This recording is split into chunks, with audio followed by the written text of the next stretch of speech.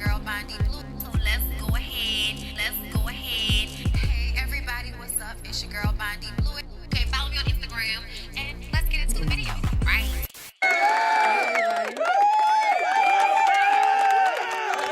What's up, girl? All right, back for another show. What's going on? Tell me, do you still care about it? I was just listening to that. I'm sorry, y'all. I love me some SOS Band. I got put on, I was like on YouTube yesterday and like, you know, letting DJs just play their little sets or whatever. And they put together a nice set of music that's like, you know, shit that I really be getting into because I like old music. Bitch, Bobby Caldwell. I don't know why, because I know the song. Like, I know his songs. Some, like, at least 2 of his songs that came on his playlist. I was like, I know them songs. Who the fuck is Bobby Caldwell? Went look it up. Oh, he's a white man. Oh, okay. I like him. Listen. I love, like, you know, rediscovery of old music sometimes. I do. Not sometimes, all the time. Put me on something I ain't never heard of that was the shit back in the day and let me, you know, find it like it's brand new in this bitch. Okay? Or like my favorite thing is a song I have not heard in a long time. I used to know all of the words to. Like me not being I can't stop playing that song by your girl. Hold up, let me put Yo, when I tell y'all I cannot stop playing this song, I keep coming back to it because it just be doing that. This one right here.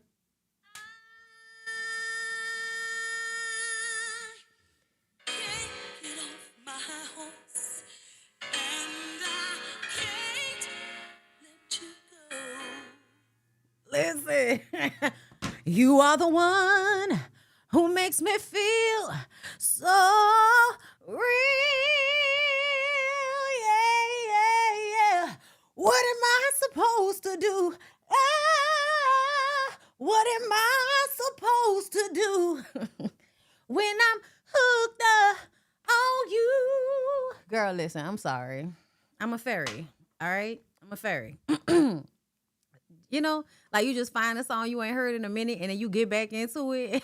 Listen, and you can't stop singing it. Also R&B that is sung like church people. Girl, that lady was singing about that man, okay? Somebody else's, yeah. The way you have to grab up your throat, yeah. Way up and through here again, yeah.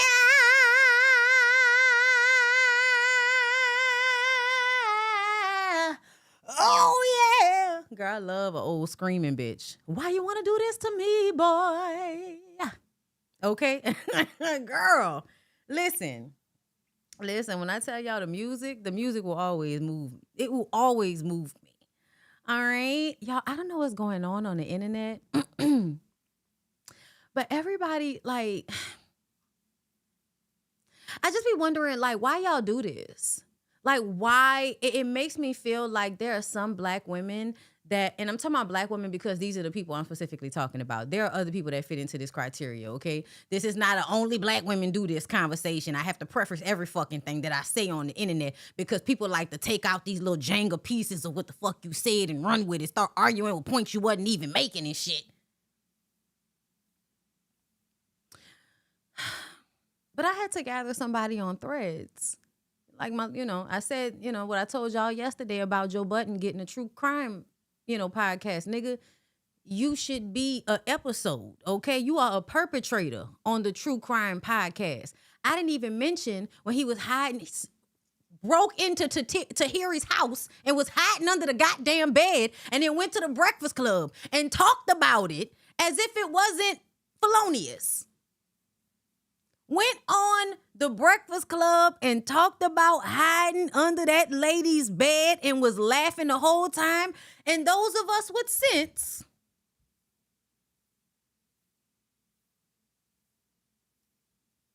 why they laughing? This nigga's scary. What are they laughing for? Because everything's funny, right? So I feel like I didn't think that would be a unpopular opinion, right? That nobody should be giving niggas with true crime biographies a hosting gig on a true crime podcast, okay? He has great vocals, but my God, there are other people with good vocals that could have done the job that don't have the history of pushing bitches downstairs and shit, you know, and hiding under their beds and all of that. You know what I'm saying?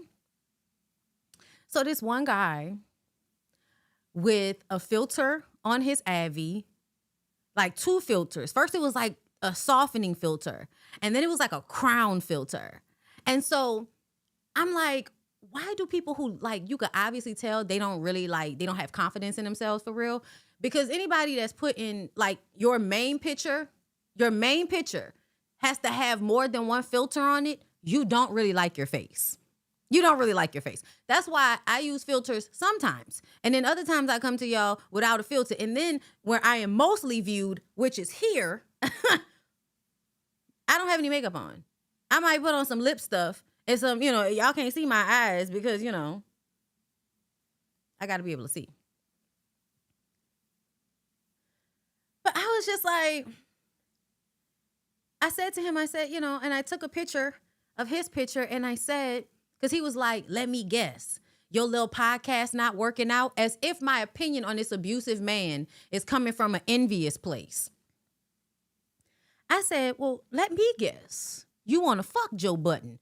I didn't say how gay he looked, but I provided the evidence. Okay? So if you think my critique of an abusive man is coming from the fact that I am envious of his success, then I'm going to think that you're defending that man because you want to fuck him. But the point still remains, me not understanding who you talking to. Who you feeling like? What's going on there? And then as that's happening, I get on social media and see 3 new posts from T.S. Madison pop up on my page. And I really want to have a conversation with the women that take the time out of the Lord's Day, because a lot of y'all be with a Bible verse somewhere in the bio.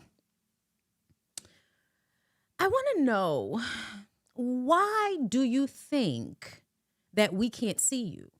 So when you come under somebody's comments and you're talking about their looks, and then we click on your looks and we see your looks and we're like, oh, what's happening deep down is you think you're ugly, so you're envious of the person you're commenting on and you're projecting that onto them. But we can tell based on how you moving that you don't really like yourself. Let me let y'all know, if y'all did not know, people who actually like themselves, like for real, I believe that their confidence comes from within, so they don't have to go around shitting on other people. Like, to me personally, I've never understood, like, trying to make somebody feel bad about themselves. Even if I don't find you attractive, what the fuck does that matter? You should still think you're attractive. You. Because you're the only person in your body, babe. You're the only person staring from behind those eyes. Okay? So I never understand why women tell on themselves. Right? I'm about to piss y'all off. Some of y'all. Because y'all were really upset with me when I told y'all a lot of this vitriol towards trans women is coming off as a level of jealousy or envy. First, you think they gonna take your nigga from you, or they gonna take a nigga from you. Imagine imaginary nigga somewhere is gonna be, you know, taken from you because there's a trans girl that learned how to beat her face in order to hide a 5 o'clock shadow, right? So her beauty has come together for her in a way that yours has not, because you're a Black woman. And it may not have been taught to you to care about makeup and your looks, because then that would make you a hoe or something. Because y'all know how they put purity on everything with young Black girls, right? Y'all don't want us to wear lipstick. Y'all don't want us to wear makeup. Y'all don't want us to have nail polish. Like, everything is, don't be beautiful. Don't make yourself beautiful, because then you're a hoe. Listen, I won't be further explaining. But in this world, girl, on this land, it is very much don't think you too cute in the Black community with Black women. So your experiences are slightly different. Fucked up, but slightly different. But when you decide to bring your ass into somebody else's comments so that you could tell them that they're not who they think they are, and I can see the sadness in your eyebrows. I can see that I don't really think I'm that fine in the way you hold in your mouth. This lady came on TS page and was like, big man hands, big man feet. Why? For what? Why don't you just block TS Matt? If you don't like trans women, why don't you just block them so you don't have to see them? Instead, you go to their page and comment and engage with their content so that you can make them feel bad about themselves, and in hopes this will make you feel better about yourself. But it won't, because you really don't feel good about yourself just because you think you've made somebody that doesn't know you feel bad about themselves. So then we got T.S. Madison talking about your teeth. That's unfortunate. Yikes. And that's what I'm saying, right? That's what I'm saying. It's always women that you could tell they don't really have they look together, so they don't have confidence in their sex appeal or in their look. They pretend that they do. They pretend that they do. Child, me and Madison are almost the same height. If I'm remembering correctly, I swear to God, I'm mad that I did not get, nobody ever sent me the pictures. Okay, because I forgot to get them before I left. And then dude was supposed to send them to me, never got back to me. So I've never gotten the pictures from when I went and saw T.S. Madison and Craig. It was a great time. T.S. Madison is like maybe what, 5'5", if that? I'm 5'3". When we hugged, we was close. It wasn't given, I'm hugging you and my head is on your titties. No, it was given, we was head, shoulder to shoulder. It's not a big person. But it's just very weird to me that women, girl, the lashes, why the lashes look like that? You could tell she thought she was going to be that girl because she was light-skinned with light eyes. It's a lot of y'all. Honestly, I noticed that too. It's a lot of light-skinned women that feel like they should have been afforded some type of pedestalization.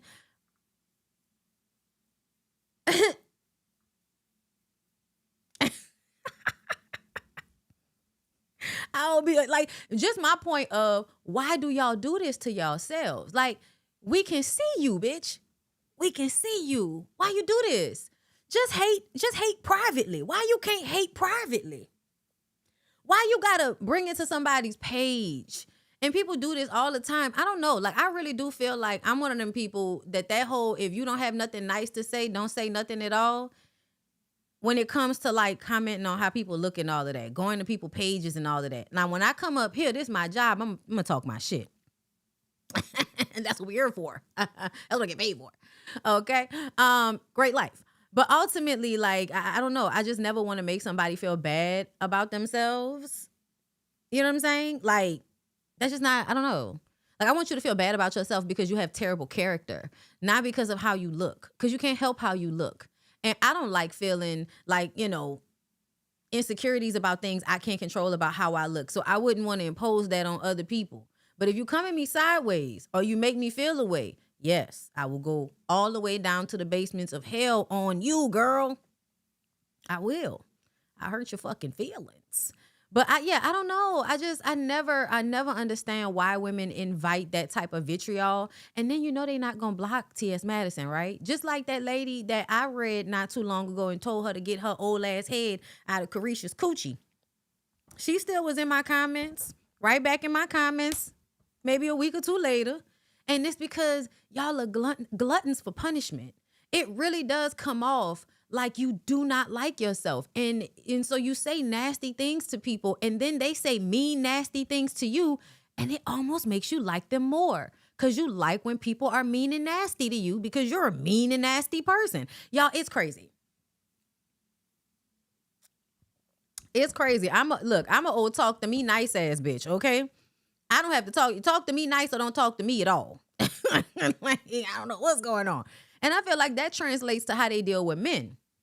That translates to how they deal with men, because a lot of these women like that don't really love themselves, that don't see the beauty in themselves for real, they allow men to talk to them and treat them any old kind of way. They usually do. I don't know who you talking to. You ain't talking to me, bitch. Okay, thank y'all so much for being here.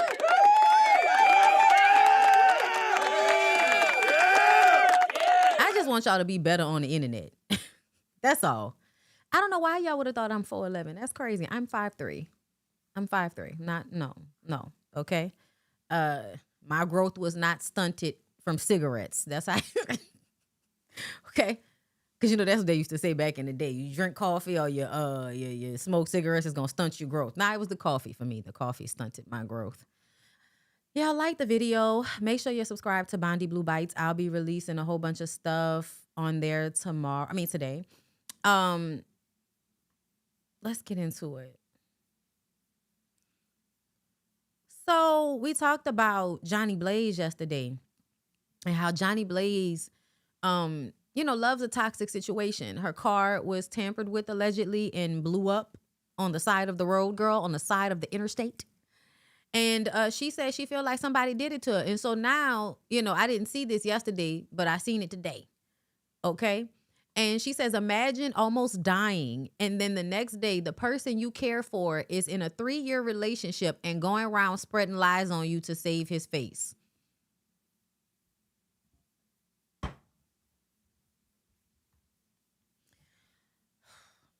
I'm only coming on here to explain a couple things. Y'all think it's funny that my car blew up. I don't think it's funny at all. My car was tampered with. That's what sheriffs, police, fire department is telling me. I had such bad anxiety, I had to get back on my medication to calm myself. In the process of seeing that my car was on fire and a flame in the car was coming at me. If I didn't get out, I would have blown up. Why is 411's got to catch it straight? It's the coffee for sure. I'm sorry, y'all. I'm sorry. I didn't mean to send it straight all the way. But I was just like, hey, bitch, don't make me shorter than I already am. Okay? Because, listen, I already got that extra arm fat that, a lot of the thick girls be having. All right? Once you, got a thick legs and butt and little thick arms and then, you're under 5 feet, girl, listen. Then they try to tumble you around and throw you up and all of that. That's too much. Okay, but no disrespect. No disrespect. I love y'all. Okay, it's okay for us to be short. That's what they tell us. Okay, you're not a man, so it's okay. I'm sorry, niggas. My bad, niggas. I'm just joking. It's okay for you to be short too. That's what the short bitches are for short niggas. Okay, y'all gotta stop with this opposites attract all the time. Okay, sometimes you be a short nigga and you go get you a short bitch and then y'all be eye to eye. Okay? But it's all about who you fall in love with. You know what I mean? I didn't think to call 911. In Atlanta, everybody knows people. If you know Atlanta, the Highway 20, I think it is, 2 people see me and was like, Johnny, you want me to call 911? They literally was calling 911 already. I said yes, because I was too focused on calling my people. I didn't even think to call 911. I called the nigga that I was fucking with. I called Deborah Anthony, and I called my other team. Girl, you still fooling with snake ass Deb Anthony. See, this is the thing, y'all. That's what I was talking about with Johnny. Cause I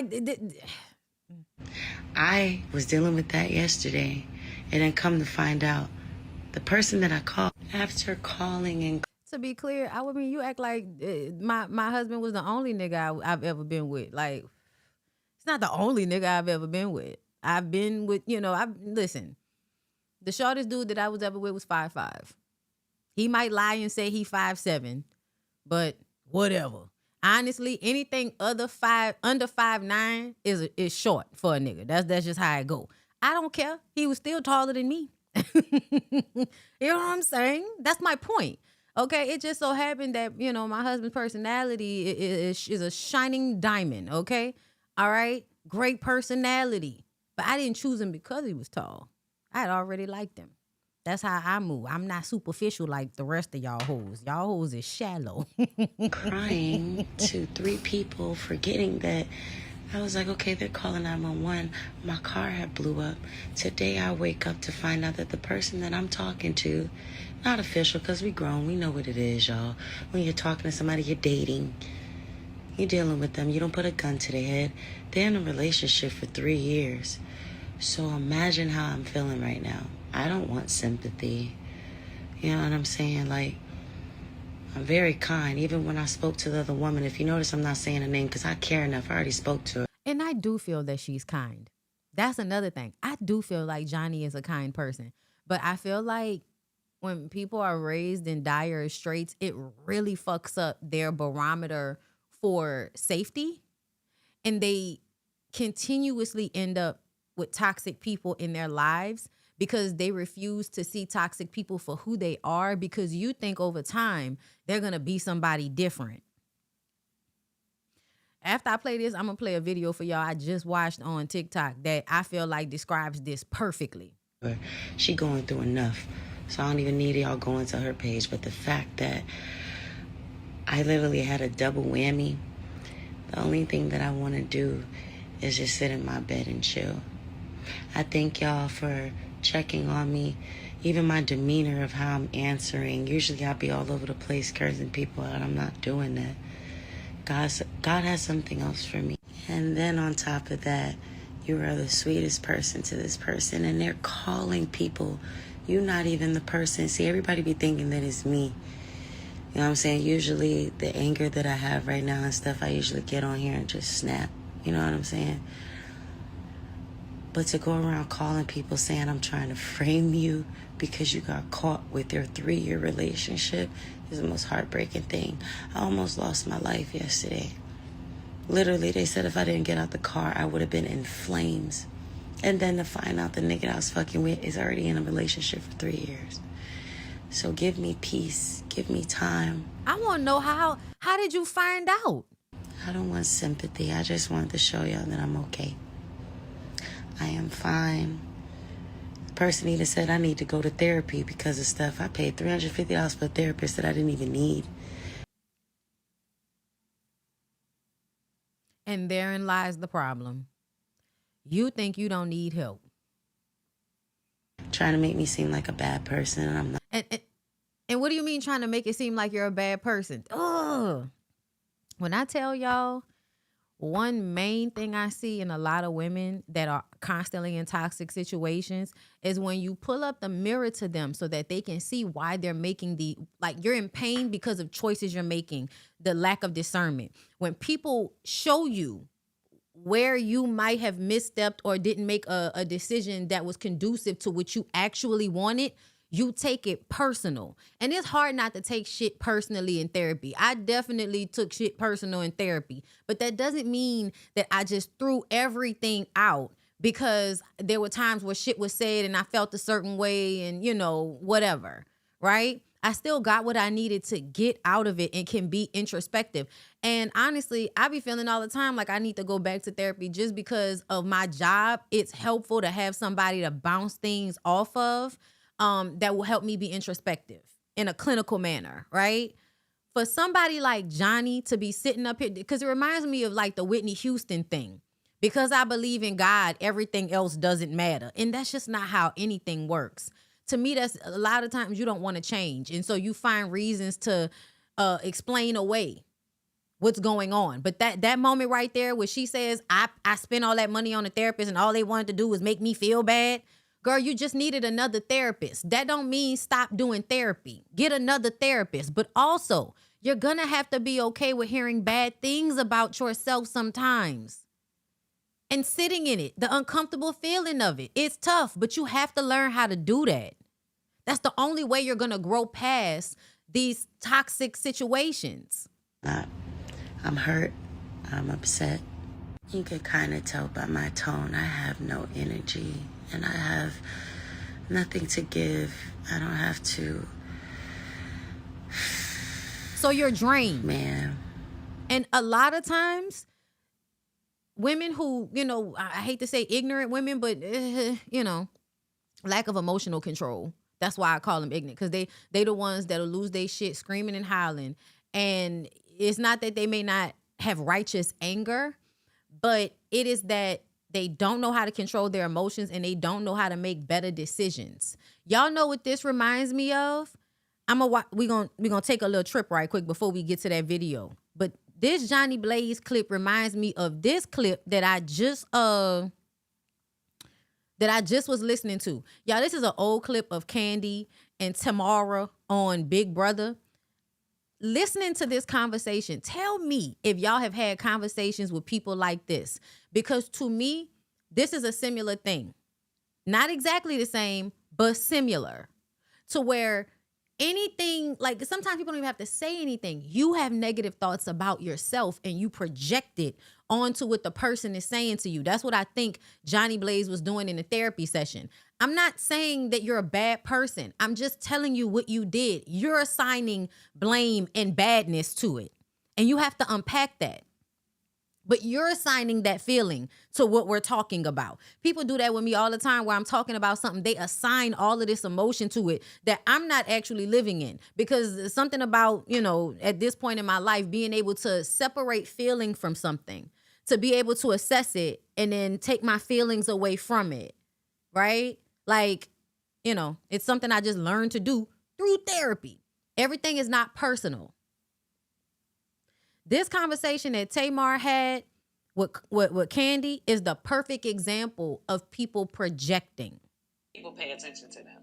A lot of people pay attention to, like I said, the Family Hustle show. A lot of people That's not what I'm saying. They pay attention to Tiny. Tiny is relevant.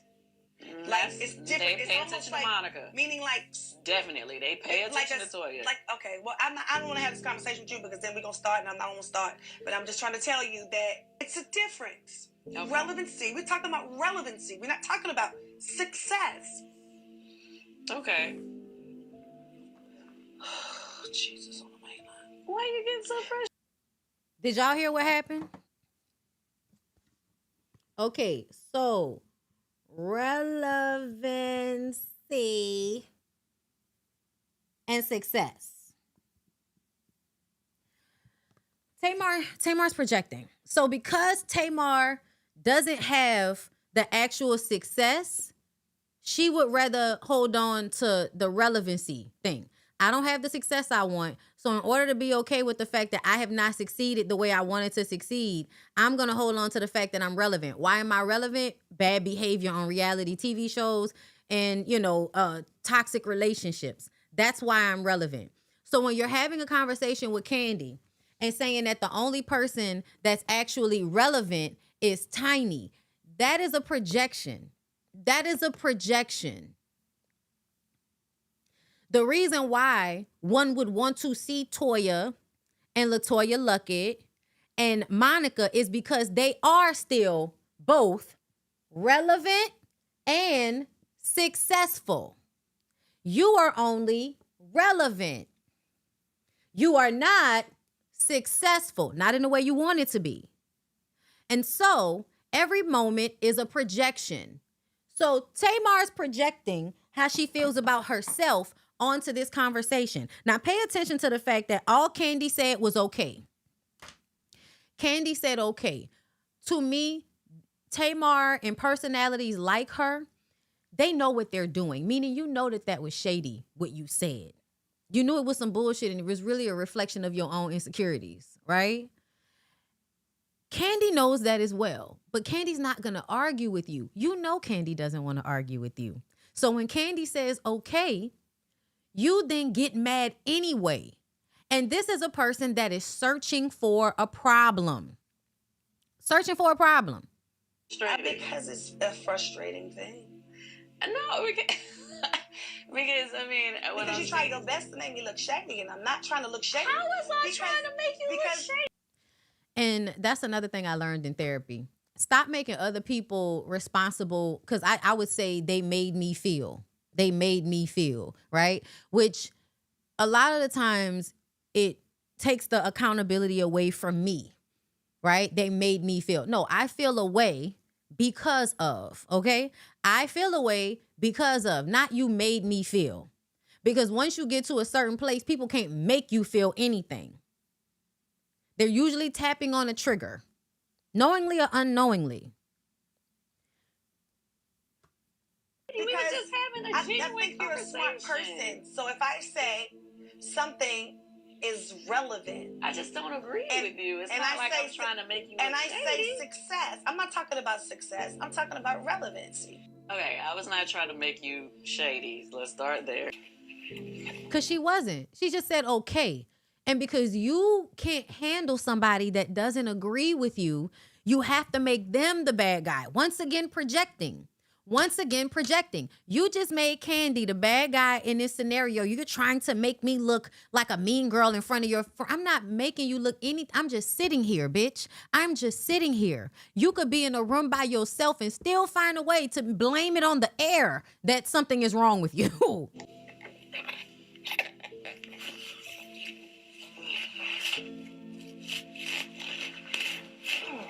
I can and I will not be a part of any negativity in my life. And if it is negativity, it has to leave. I will not be a part of any negativity in my life. That doesn't make any sense. And it's also the lie you're telling yourself that everything is happening to you.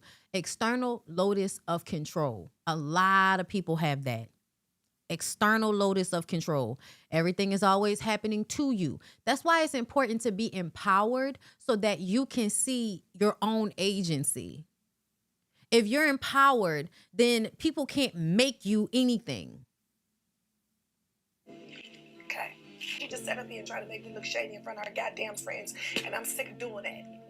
Like, what are you talking That's about? what I'm sitting here trying to say. And not in any way, shape, or form. You were being shady, but now you're blaming Candy because she just didn't agree with you.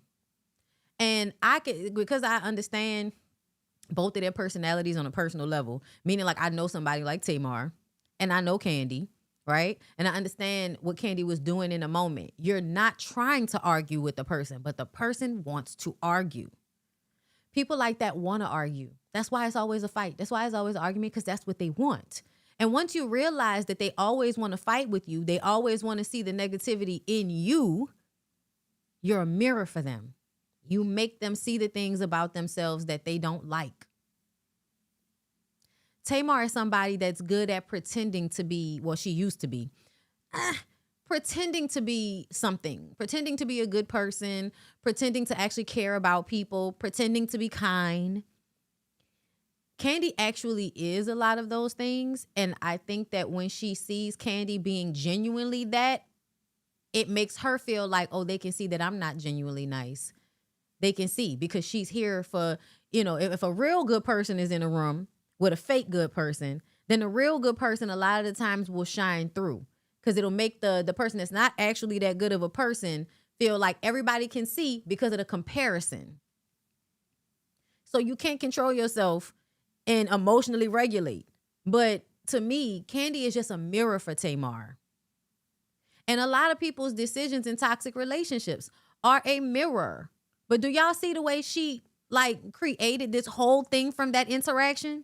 That I tried to demean anybody. That's not even my character. Nobody said that. that. Bullshit that she does. Look. That I tried to demean anybody. That's not even my character. And that's that bullshit that she does and brings. And that's why I can't do that. That's not fair to me. Anybody said nobody was doing anything. I never said, did I say somebody wasn't successful? It's not what I said. Nobody said any of that. Nobody said any of the things that she's now saying. Candy didn't say any of that. Candy just didn't agree with you on who was relevant. And you've now created an entire scenario that makes you a victim because you want to be a victim. Seems like it's just misunderstanding. No, it's not a misunderstanding. She's shady as hell. I'm sorry. And she'll do anything to keep her and her friends looking as if I am trying to be negative or shady. You're not gonna sit up here and make me look crazy. You're not gonna do that. But you don't think she does that to everybody? No, not like she do to me. Not like she do to me. And if you don't watch this show, why the fuck are you here? I'm not doing it. Nah. I mean, you are. You're literally doing it. Nah.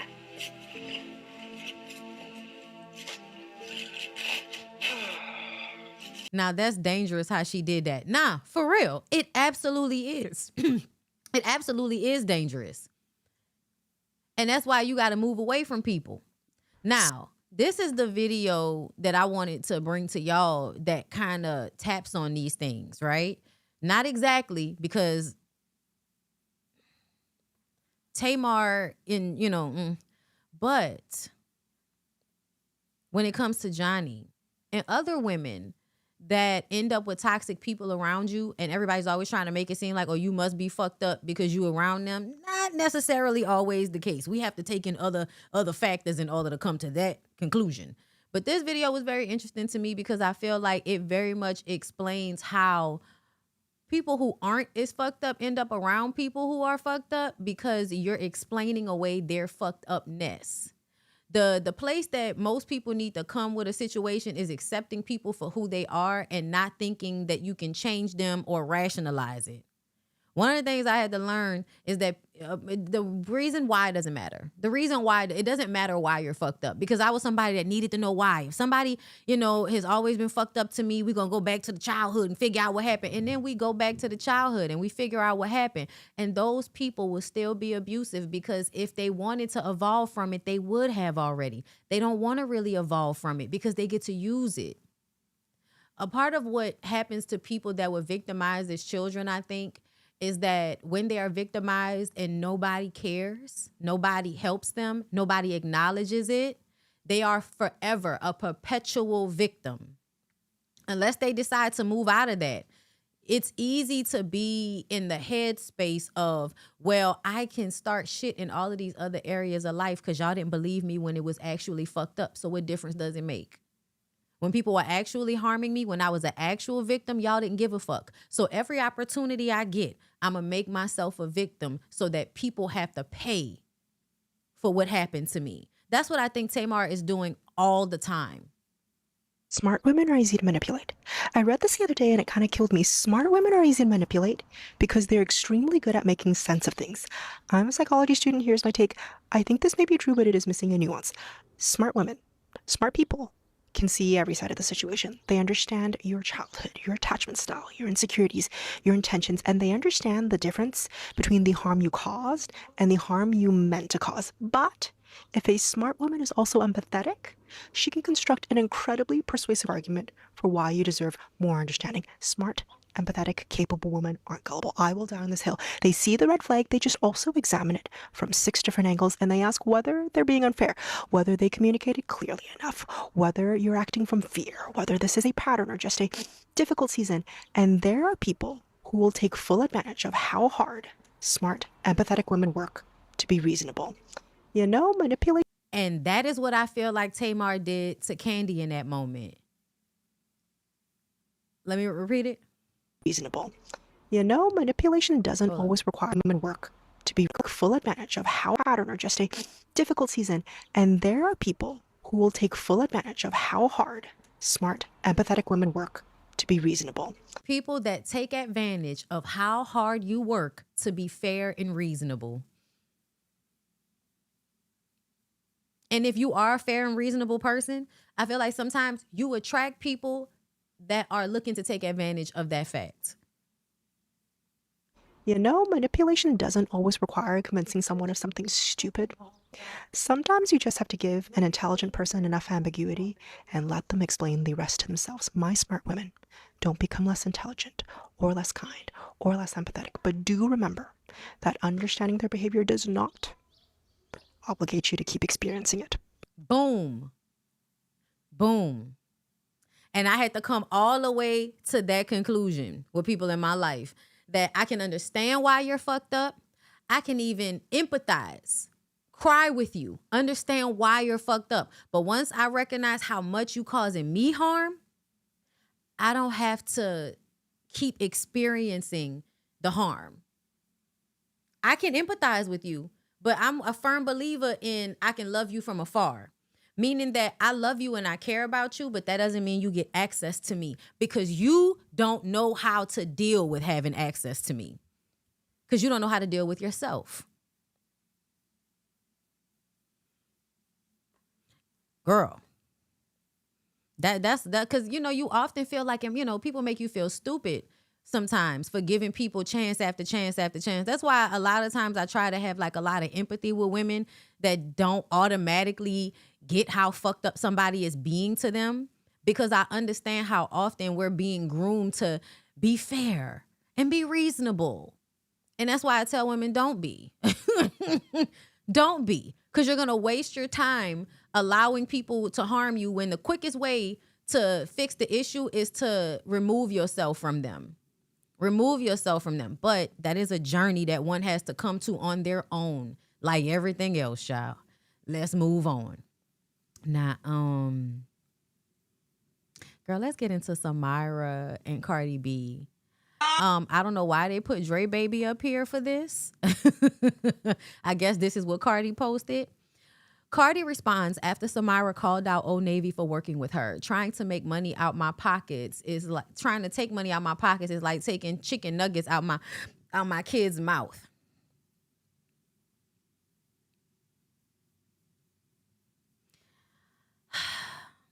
That better not be who I think it is.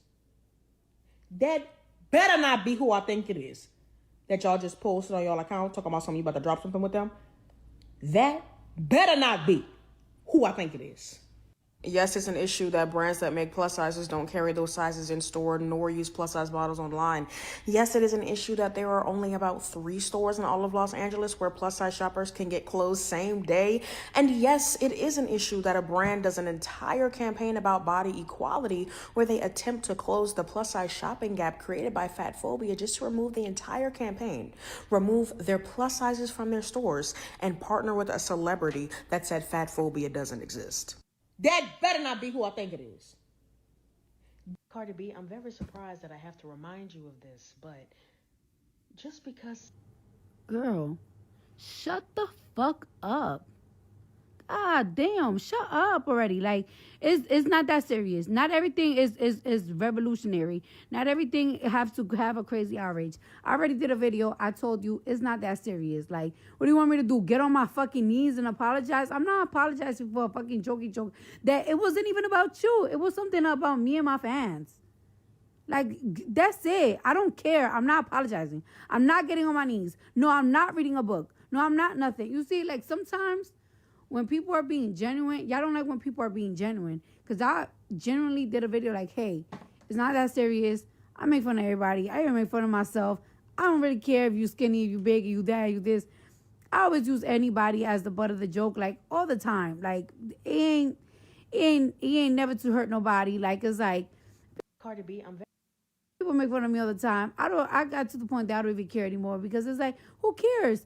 Love yourself. If you content with yourself, you don't give a fuck what anybody gotta say. Like, it's like what? Like, if you're part of my family, bitch, you will be crying. You will be crying. They make fun of everything. No, Samyra's from New Orleans. She would not be crying. Her family would roll up and then they would rib the piss out of y'all family. Like, I don't know. And everybody, like, it doesn't matter. And then it's like, when also verbal abuse is seen in the black community as something like that you should be proud of. Girl, I don't know. Push.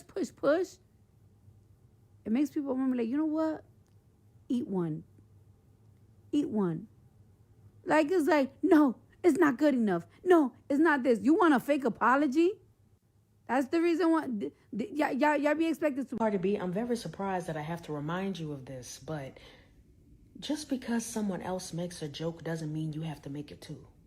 You know that, right? And also, maybe the reason why people feel so comfortable making fun of your BBL is because you do not command the respect that you so seek.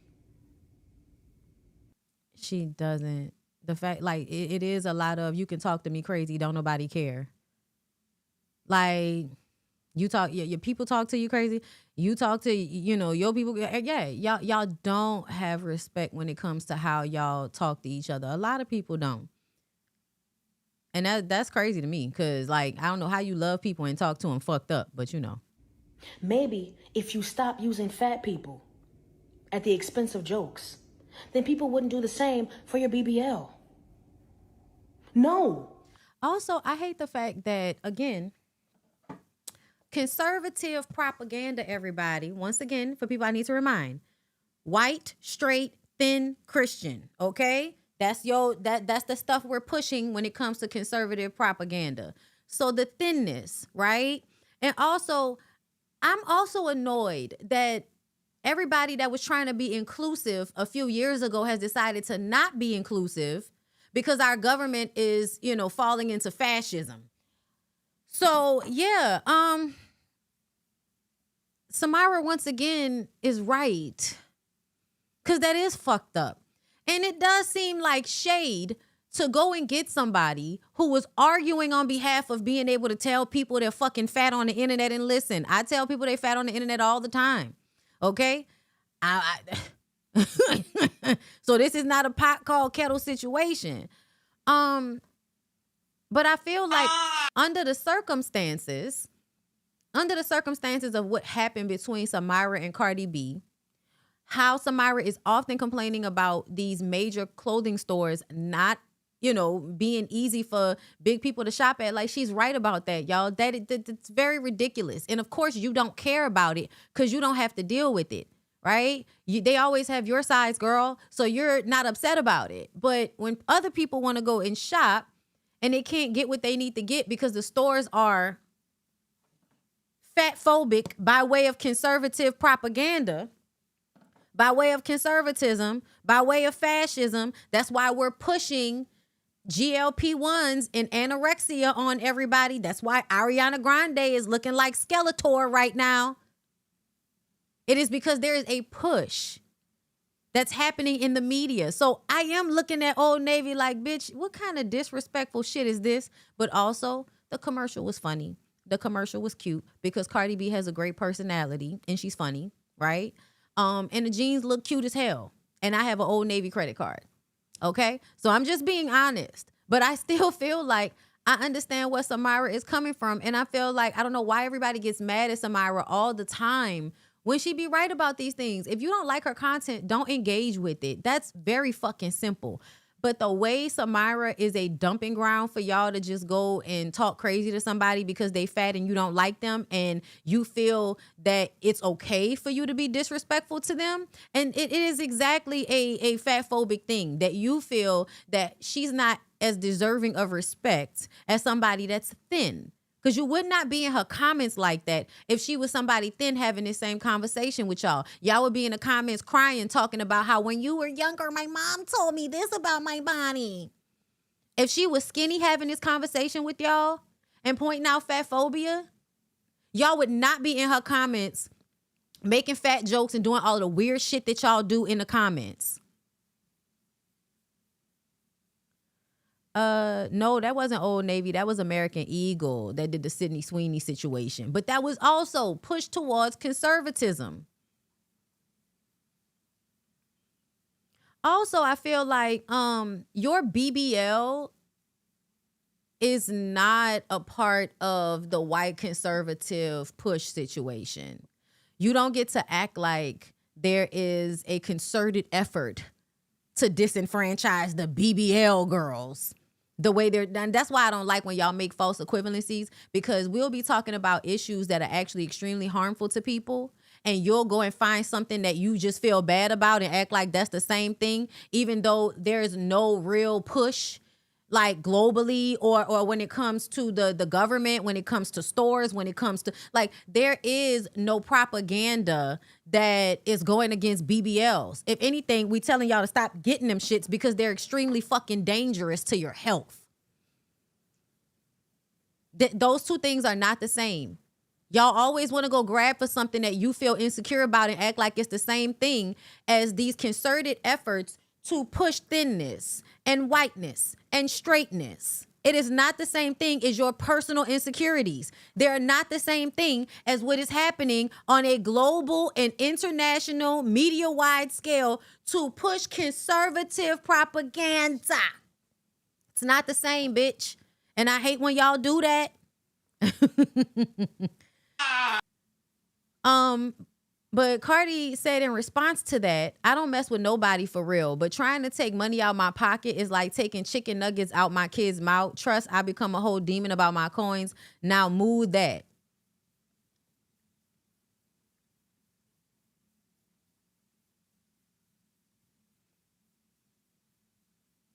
it just shows how much power Samyra has. I think that's what that showed to me, because you automatically went to her critiquing the collab because of what happened between the two of y'all as somebody trying to knock a chicken nugget out your kid's mouth. I like how you rationalize that all the way down to you trying to hurt my kids because you're saying, I know that ain't who I think it is. I feel like at the end of the day, a lot of people don't want to change because it's too hard for them to change, right? It's too, my fat phobia is so deep embedded in myself that I just don't feel like working on that. I don't feel like being better about that. I don't feel like I should be sorry for it because fat phobia is, acceptable. It's acceptable to hate y'all and treat y'all badly. Everybody does it. Everybody does it. And even the fat people feel bad about themselves. Even the fat people be under the other fat people comments talking shit like they not fat too. It's more acceptable. It allows you to be an ain't shit ass person in a certain respect because everybody agrees with you about the ain't shitness. That's cool. Samyra had every right to point out the irony of that, in my opinion. She had every right to point out the irony of that because I don't like the fact that y'all have decided to roll back on all of the things that y'all were doing, including the Black Lives Matter shit. Y'all rolled back on all of that. And yeah, no, I don't like it. And I think it's fucked up. And so if I see that it's a part of this fucked up ass system, I'm going to be okay with somebody critiquing it. I absolutely am. I am going to be okay with her critiquing. Does Old Navy owe her something? I feel like Old Navy owes larger people consistency. I think if you came up here and said that you were going to be inclusive, you are owing those people to be inclusive. Nobody asked you to say you were going to be inclusive for real, but you decided that because that was in at the time that you were going to be inclusive. Then with the conservative propaganda coming along with Trump's presidency, now we're rolling back all of those efforts. I think they owe their consumers something, and she's a consumer. Not Samyra personally, but Samyra can call out the hypocrisy, or not even really the hypocrisy. Well, I mean, yeah, it technically is kind of hypocrisy, but I would low-key wonder, did somebody at Old Navy have beef with Samyra? Because they might. You acted like they might not, but Samyra has a lot of power. Samyra has been able to actually cause change with the things that she does on social media. As much as y'all can't stand her, she's actually been effective, right? And so when this situation pops up, it's very it is very plausible that somebody at Old Navy sees her content critiquing them for rolling back their plus and larger sizes in order to be inclusive, right? She's critiqued them before. And then they like, oh, you gonna critique us? Well, let's go get Cardi B. That'll piss off. Y'all might want to act like Samyra is not important enough for that, but she actually is, because she has caused change in some of these areas. Stores have decided to change what they're doing because of the amount of pressure Samyra will put on them.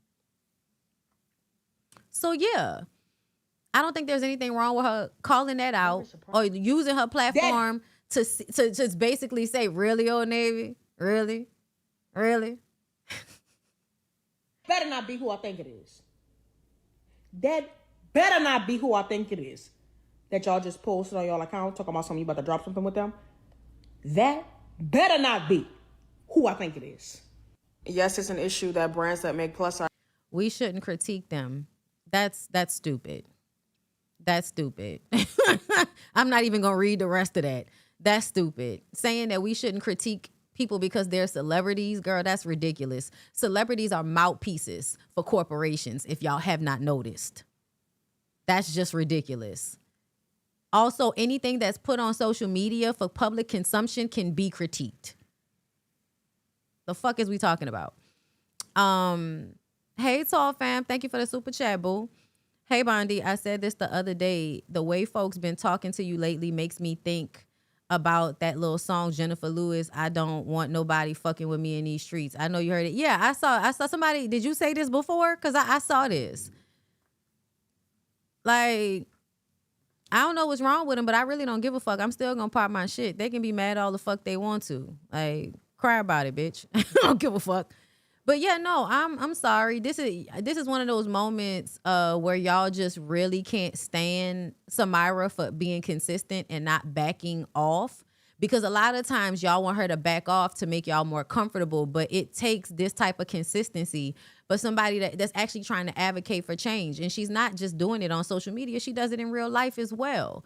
You know, and people will use this in the comments. One of the comments I saw was, if she worked this hard in the gym, we wouldn't even be here. As if Samyra wasn't a fucking football player. As if Samyra is not a dancer and a operatically trained vocalist. Like, she's very accomplished in several different facets of her life that show you she is disciplined. So yeah, yeah. The fuck? She's right. She's right. It is funny. And I would wonder if somebody at Old Navy was like, I'm tired of Samyra. Let's make, just like y'all be talking shit about Samyra. Just, you know, they know these people are on social media. You think that Old Navy ain't got people on social media paying attention to the shit that Samyra be saying? They absolutely do. It's not far-fetched that they, just like the rest of y'all that don't like her and would love a moment to kind of give her the finger subliminally. And that's the way to do it. That's the way to do it. But yeah, no, I know y'all are tired of Samyra being right about the fat phobia every fucking where, but it literally is everywhere. It's a part of the culture. It is literally a part of the culture. And the fat phobia is the reason why somebody like Ariana Grande and all them other actresses would feel like they needed to be stick thin. It's the same thing as why us as even, you know, mid-sized sedan black women are always being hyper, you know, aware of our bodies and grabbing pieces of fat and just be, I gotta work out, or I gotta take a laxative because I don't want to look fat. Like, y'all act like this is not an issue that we all hold, that we all deal with in varying degrees. But it makes people really, really uncomfortable. Anyway, so let's move on from there. Again, you have to be able to take your emotions out of it. She's right. It doesn't matter how you feel about her. Oh, she aggravates me. Oh, she always saying something. Block her. Block her content. But stop using her as somebody to hate on social media so that you can get off whatever the fuck you got going on in your real life. Because when I tell you, her comments are some of the most disrespectful, ain't shit ass bitches be in Samyra's comments anytime she makes a post. It is unreal the amount of people that are in Samyra's comments all the time talking shit to her. Why do you follow her? They hate watch her a lot. Let's see. What else? Oh, it's raining, girl. So another thing that's under like the white supremacist thing, and I know y'all don't want to deal with this.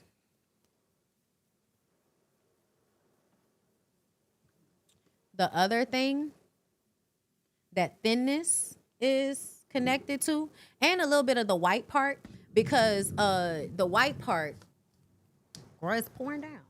I hope the electricity don't go out. The white part, y'all. So thin, okay?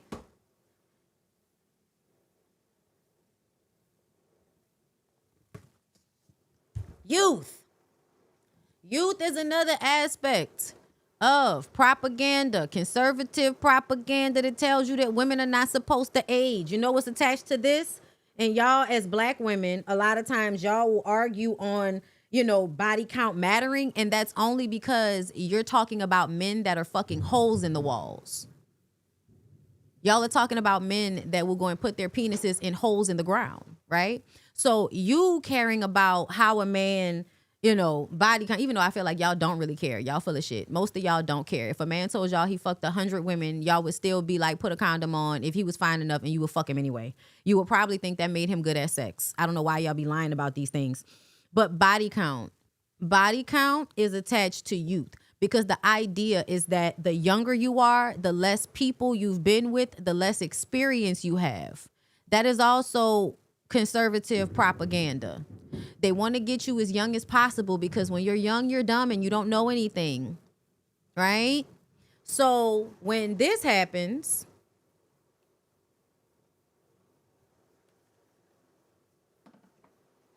it's not far-fetched, right? Because Lil Wayne is conservative. Lil Wayne is MAGA. As a black man living, y'all, it's pouring down. As a black man living on the outskirts, but because he has money, right? Rich. He can be ugly. He can be black. He can be unhealthy. Okay? But he's rich and he's famous. So that makes it okay for him to go seek out girls that are younger than his children. Right? So Lil Wayne is getting called out after one woman claims he may have been playing the field. Former teen mom, young and pregnant star Rachel Beaver, 23, says the rapper allegedly exchanged flirtatious messages with her over several months while seemingly being in a relationship. According to texts obtained by TMZ, Beaver says that their conversation started. Hold up. Their conversation, this was her. Lil Wayne really saw this and said, let me fly her out. Do it. Do something. Bet that up. Yeah, because what they really care about is the whole, conservative white supremacy, right? Doesn't matter that it's trailer park. It's white. It's young. It can be trailer park. I'm black. I'm sure that's the mentality on some level. Y'all, why is it raining this hard right now? Y'all hear it? So these were the text messages. He texts her first, it looks like. Wait, hold up. Who texts first? I'm looking at it. Okay, no. So she texts first. Fly me out. I won't say anything like the last one. Girl, what a creep. He puts number because he wants your number. Okay. Okay, beautiful. So yeah, now I'm making the plans. So Pete, she came at him first. Do I think that changes anything? Absolutely not. Absolutely not. Because that is still a technical, I feel like, girl, that's a child. And compared to your old ass. I also feel like, what are you trying to suck the youth out of the children or something like that, Lil Wayne? But I think that's fucking weird.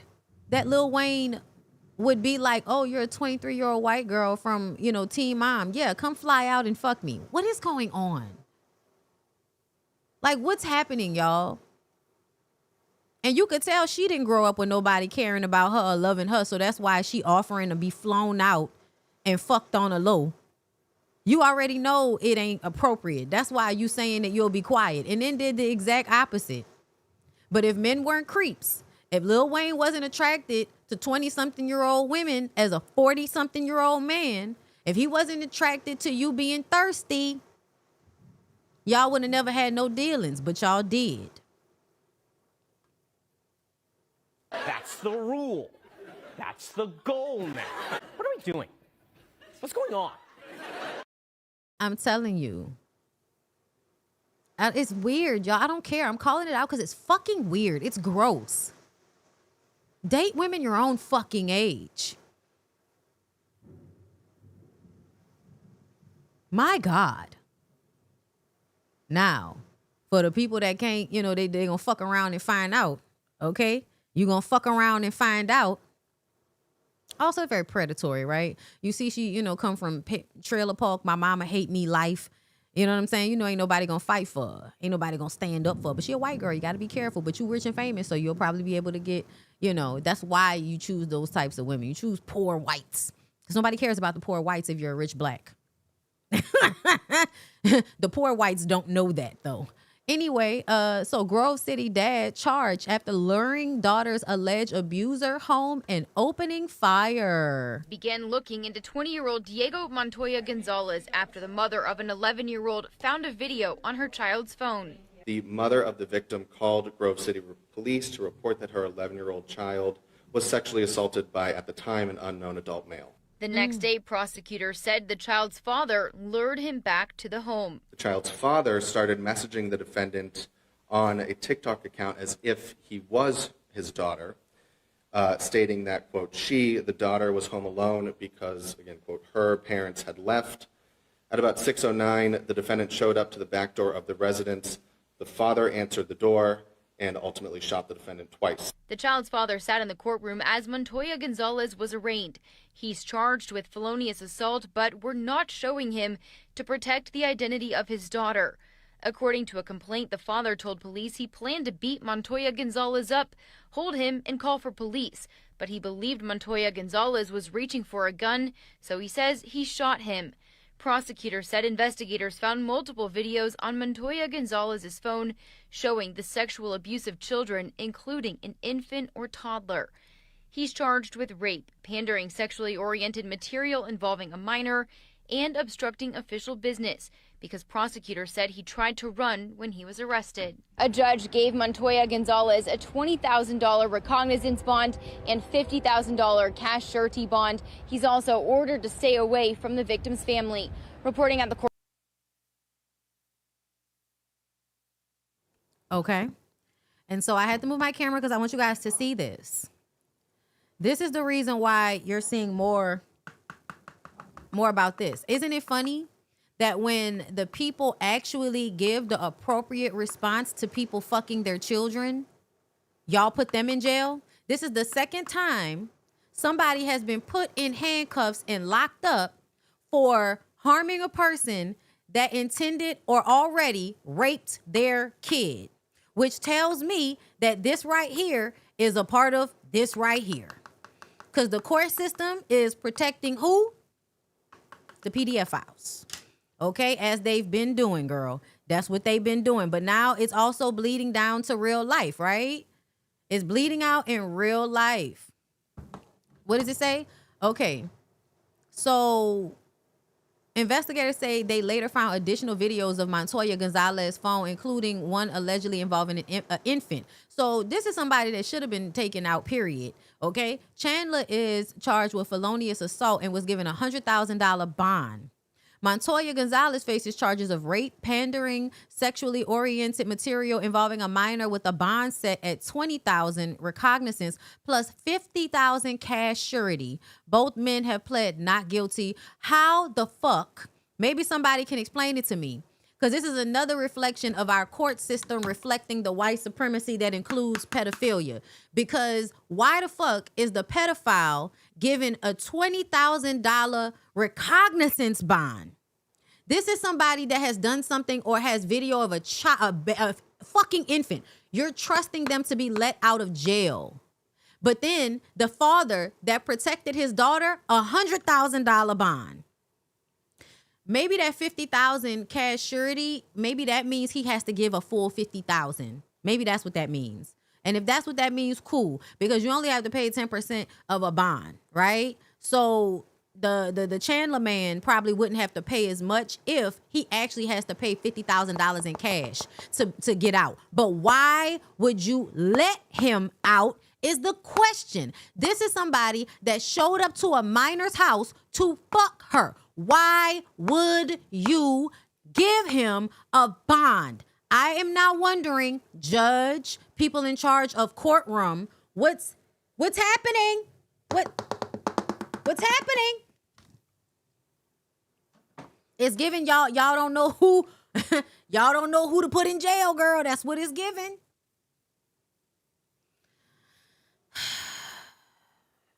Just, And then, girl, last night, my God, on today.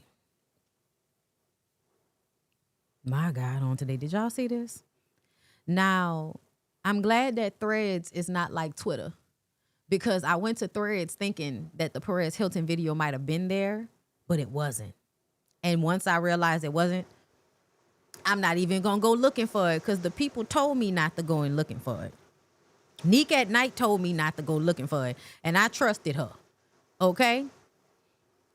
Miami-Dade Sheriff's Office says deputies have tactically disengaged while continuing to monitor Perez Hilton mental crisis. So last night, Perez Hilton was on live, seemingly covered in blood and cutting himself with a knife. According to the agency, deputies responded after receiving multiple calls about Perez, who was live streaming apparent self-harm. After locating the residence and confirming the individual was alone inside, officials said deputies tactically disengaged while continuing to monitor the situation. The department explained that in situations involving someone experiencing a mental health crisis, deputies often prioritize de-escalation and crisis intervention when there is no immediate threat to others. Our thoughts are with everyone involved, and we hope, because to be honest, him doing this on live in front of people, you don't know who this could have triggered.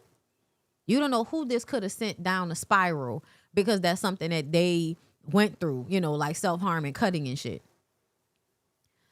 I used to try, but I couldn't. I mean, I succeeded a couple of times, but not in a way to make it like a habit to where I was like consistently cutting myself and then feeling the high from the blood rush. Yeah, no. But definitely, you know, tried to self-harm. Listen. This is why he does look unhealthy. And to me, I feel like this is when you know that people that are terrible people a lot of times are deeply unhappy within themselves, which is why I feel like it's more important. Like, I know people care about success and what things look like on the outside. But to me, I feel like your inner world, it matters more than what's going on the outside. Your inner world, how you feel about yourself, how you feel in your own skin, matters more than anything else in this life. I need for people to understand that. You can have all of the success in the world, and if you don't truly like yourself, love yourself, being in your skin enough to keep trying without harming yourself like that in front of everybody, you're not, deeply unhappy, deeply unhappy with oneself, right? And it's really sad. It's really, really sad. The people need help, y'all. The people need help. The people need help. But that's why, it matters. It matters how you move. It matters the people you're around. It matters how you think about yourself, your negative self-talk, how you allow people to harm you because of how you feel about yourself. All of that shit actually matters, because over time, being around people that pick you apart, you know what I mean? Like that, it does eventually have its effects. If you don't have, the prestigious fortitude, girl. Honestly, I know Perez Hilton has been a terrible person in this space as it pertains to blogging and telling celebrity stories and shit. But I still feel like that's such a terrible space for any human being to be in, to where they get online like that, cutting themselves. Y'all, it was terrible. I saw a screenshot and that shit, and I mean Carrie covered in blood, like Carrie, y'all, like all over his body, nude. It was terrible. Yeah, he's been tripping. And also somebody that's probably spent a lot of time doing drugs. Also, like, people don't want to deal with this, but gay men, if they don't get real confidence about themselves, man. The reason why I say that is because the world be beating up on them so much. And then, like, the type of fun that they like to have and the sex they like to have sometimes involves drugs, right? So if you're a deeply unhappy person and first you just partying and you doing some of these drugs so that y'all can have, fun sex, and the next thing you know, you're deeply depressed with a drug problem, and now you're, disintegrating right in front of everybody's eyes. Yeah, he's lived a hard life, though, if you ask me. And it's sad. I think it's sad to see any human being kind of like disintegrate in front of everybody. Like, that shit's always sad to me. But anyway, y'all, let's move on. So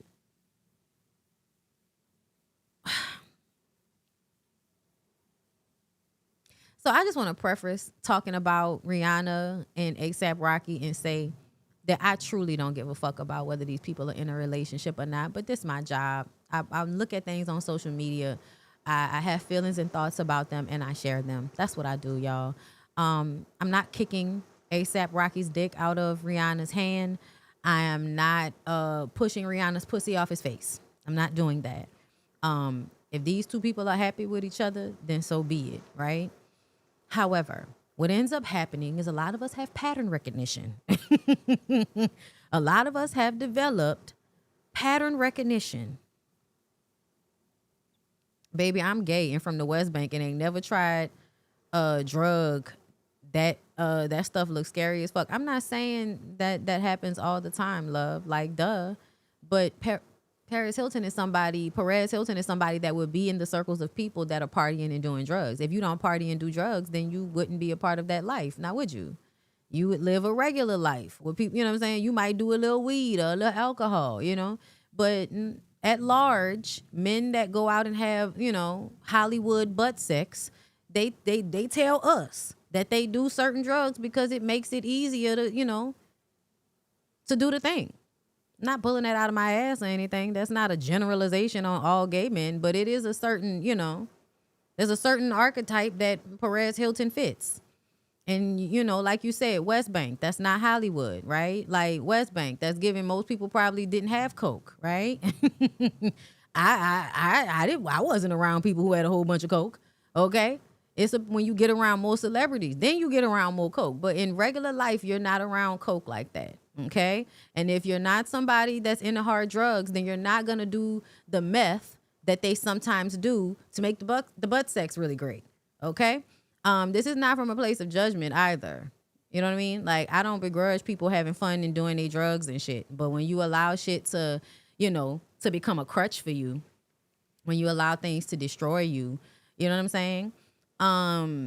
It's not just Hollywood, you know, but it's not just Hollywood butt sex. It's also like trailer park butt sex. You know what I'm saying? Like, you know, out on chef butt sex, which I think also includes meth. All right. But yeah, no, that wasn't a generalization around all gay men, just so we're clear. I thought I was being specific because I was talking about him and those types of party goers. But yeah, no, that wasn't a everybody thing. Trust me, I know. Okay, I hang around plenty of gays, just regular old in life, and the only thing everybody is doing when I'm partying with everybody is drinking and smoking weed. We're outside smoking weed. We're inside drinking the alcohol. Okay, I have never been into a bathroom where somebody was sniffing something off of a counter. Okay, would I judge them? No, I would not. What are we here for exactly? Are we not partying? It's not what I'm into. But hey, yeah, I don't judge people like that. Coke equals status. Yes. That's what I heard about meth, y'all. I heard that like it helps with like the physical, you know, pain that they might have sometimes during anal, right? That's what I heard, girl. That's where we went with it when Andrew Gillum was caught with weed and meth. That's why we felt, because it's like, oh, I've heard that they take that drug because it makes, you know, anal a little bit easier to have, right? Because it's like painful sometimes, right? You know? True. Most people I knew who did coke were white or had money and knew a dealer. Yeah, like that's not a girl. That's not for all of us. No, that's not for everybody, girl. It ain't for everybody. Bondi, I am one of the gays. Like if anybody out here in New Orleans is like doing gay shit, they know that I'm at most of the gay shit, like a lot of the gay shit. So yeah. Anyway, I mean, I'm bisexual.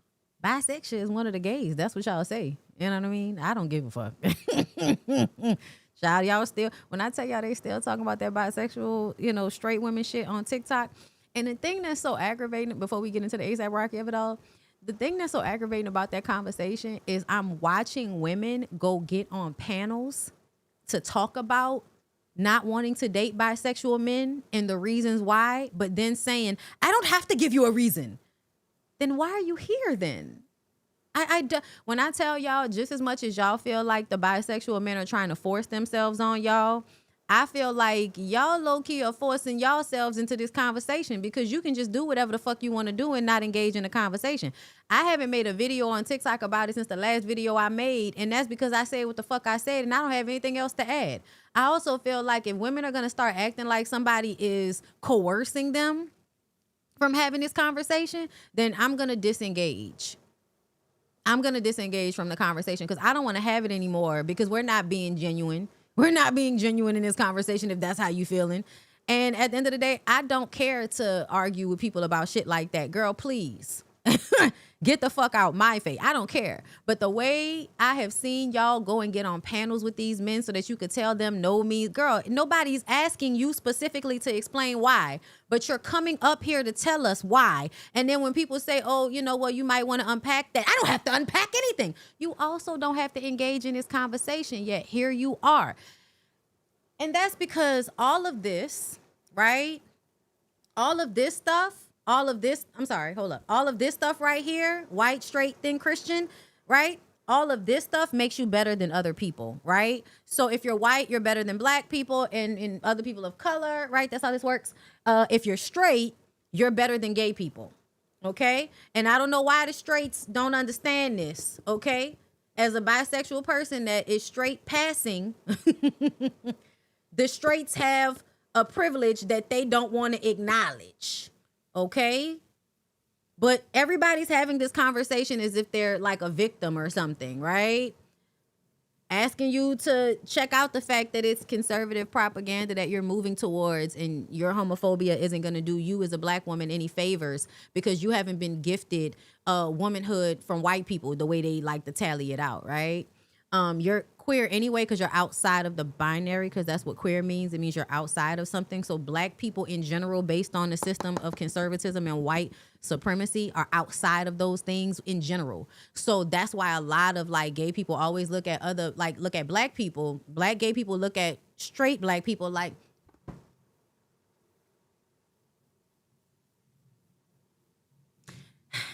and it's because all of it works together to be problematic, right? And I do appreciate the fact that now we're having other conversations when it comes to that, because we're talking, it's not just about who y'all date. And I said that from the very beginning. I said it's not just about who you date. It's about how you talk to kids, young boys, how you decide to police men on the internet, right? Because y'all were just talking about niggas wearing sparkly clothes, and I'm like,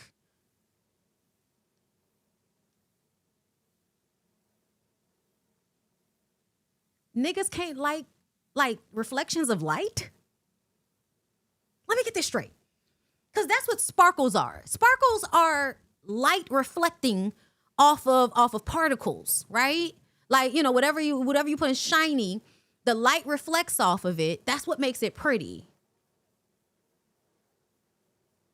So men are gay and not manly enough if they like shit that reflects off the light. Let's not even get into how y'all police men about the drinks that they drink. Y'all go out with them, they want to get a drink that look fruity or sweet. Oh. So a man has to have a hard alcohol problem in order to be masculine enough for some women. Because liking a little rum punch is a little too feminine for y'all. Niggas can't eat bananas, popsicles, right? Niggas can't wear nail polish, even though in previous years of nail polish history, it was something that warriors wore. Like, y'all are policing men that are not even, you know, an option for you to date for real. Y'all are policing men just in general, trying to make sure that they're straight. And then when we have this conversation, y'all act like, you know, somebody trying to force dick on you, as if there's not a whole other aspect of this conversation where you're policing people because you want to make sure they're straight. Do your thing, girl, because ultimately, again, I don't give a fuck.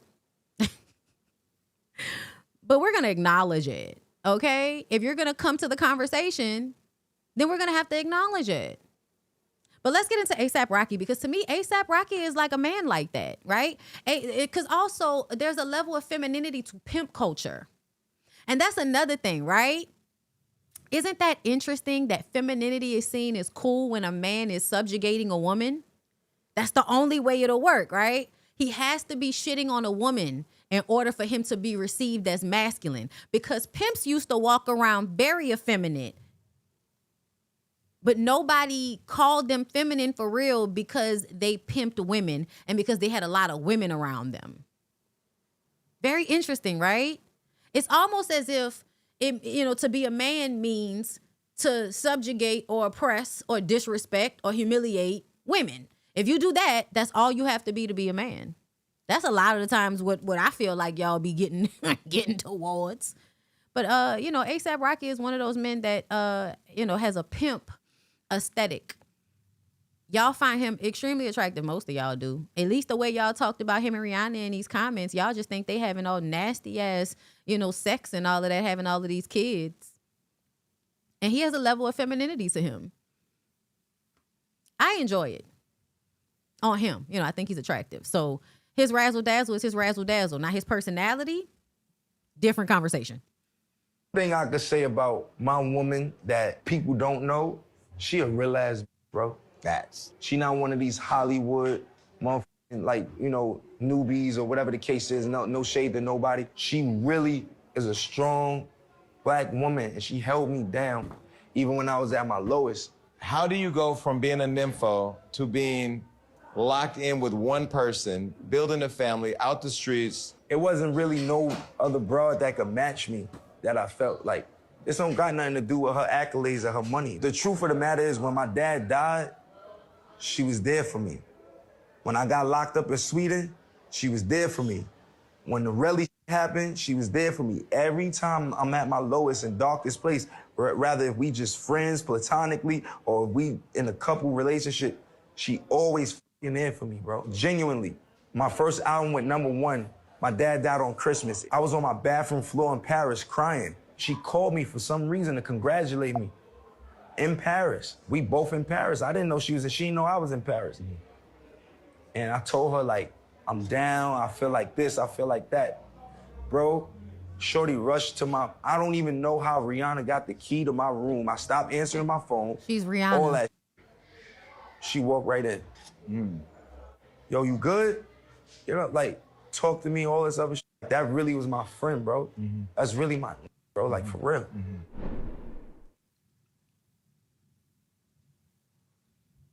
Okay. So again, these people are beautiful, right? Everybody likes Riri. Everybody likes ASAP. No tea, no shade. When you do this in internet form, what it does is project your relationship out into the world.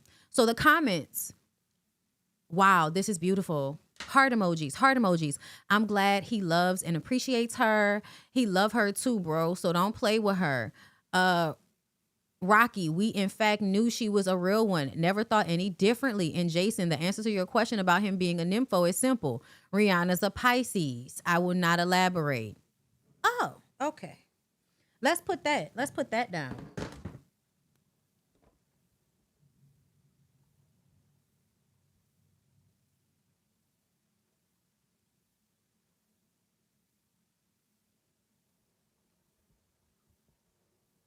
Okay. So these are some problematic themes, okay? We're just going to call them problematic themes. We're not going to make it personal, girl. We're not going to make it personal to ASAP Rocky and Rihanna. We're just going to talk about what was said, girl, okay? It's not personal, okay? It's not personal. Strong black woman. This is a trope.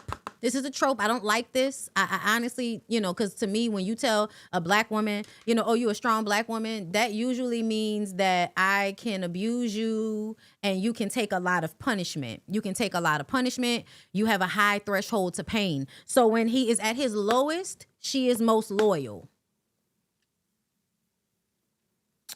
He's a nympho. She giving him all of the sex. What we know is grown adult women, these things are not sustainable. It's not sustainable to always have to pour into I'm at my lowest level nympho ass nigga. When you've always been all of this, yes, sometimes it will be a good investment, right? Because that type of strong black woman shit that she was doing was an investment. And it's about if his investment, the investment in him, is going to pay off. But sometimes, in order to be a man, you have to subjugate and humiliate the woman you claim to love. Okay? Like talking about how if you wasn't married, you'd be fucking all the girls in the crowd or whatever the fuck you said. Okay? But either way, to me, this strong black woman trope is dangerous. Because a lot of times that means a man will think it is okay to put you through any and everything because he thinks you can take it. And then after all that, may eventually decide to leave you for somebody that is less strong because that less strong woman makes him feel stronger. And a lot of times for men, they will put you through all of this, making you prove yourself to them.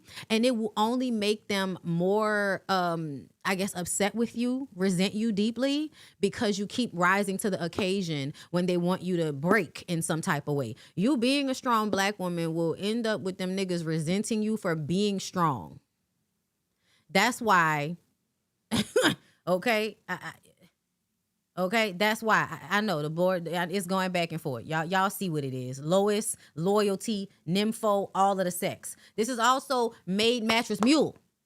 Made mattress mule. That's another thing that this is, okay? Cool. What's another one? Because there was another clip. You took every... Oh, this thing right here. I thought it was interesting that Jason's body language in this interview is bending and leaning towards ASAP, like, just the obvious, I want the validation of this man type of vibe, right?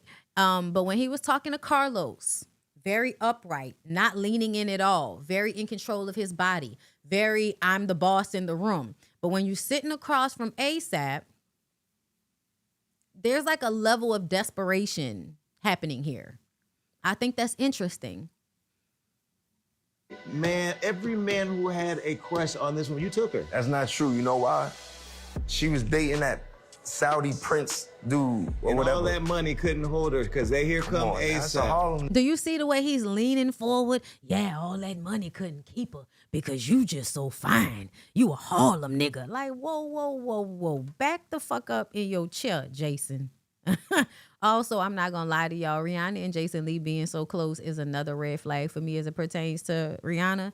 And it's also like it reminds me of what we just talked about with Johnny Blaze, right? Very well-meaning women who, may not always have the best discernment. And that's not to say that Riri doesn't have good discernment. I think business-wise, she may have good discernment. But I also feel like if you're swimming in a lake full of sharks, the shark that doesn't bite you seems like the best option. I'll say it like that. Don't nothing compare to that. That billionaire that's over there is watching this. Drake is watching this. Hey, Drake. Oh, God, here you go, bro. So you watched that celebrity boxing match. I did. Would you fight Drake? You don't want to see me. Why? Because some gloves, like, being... Like, as a grown man, what is this? Like, what is this? Why are you triangulating right now? Why are you triangulating? What is that about? Do y'all see, like, this triangulation shit? Why are we talking about Drake? Knuckle like the Irish. We ain't doing... You know what it gives? It gives your dick game must be impeccable if she passed up them other niggas. And my God, don't I love impeccable dick game from a pimp-looking ass nigga. And all that celebrity boxing shit. Is he mad because you took his girl? I didn't take his girl. You took everybody's girl. It's weird that, like, everybody done moved on with their lives and, like, motherfuckers is still strung up on that shit. Like, it's just bugged out to me, you know what I'm saying? And the weird internet antics and the smear campaigns and all that, we see right through that shit. Like, that's why I just be like, oh, I ain't responding to that. When he dropped Iceman and he said, your girl didn't post your album. That's stupid. But then you still went to number one. Yo, are his pupils dilated? Right. She posted my album. In your song, you said, first you stole my flow. Wait. So I stole you. That's fire. So out of Kendrick and Drake, who was the fucking problem in that beef? To be honest. Yeah, this is, he's so fucking excited. It is crazy. It is crazy. Yeah.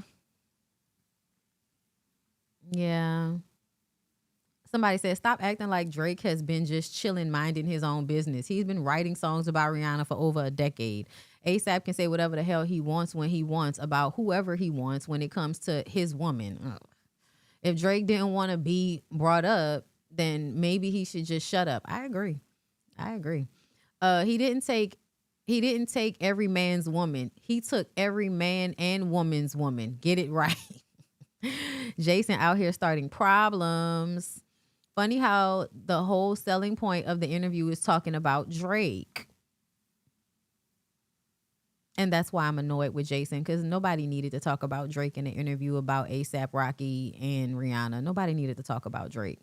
I don't know what people's allegiance to that loose-ass nigga is about. Like, I know he made some bops for y'all, but he's still a weirdo. He's a weirdo. And this obsession with him is very odd. The interview was unnecessary and the interviewer is unprofessional. I mean, I agree. But that's like one of them, you don't have to really be good at your job if you know the right people. That's that. But yeah, y'all, ASAP Rocky and Rihanna are, listen, girl, they were just over here, listen, backing it up.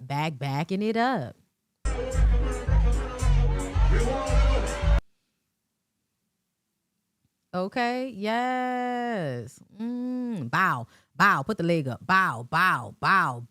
Okay, we're getting pregnant. Yes.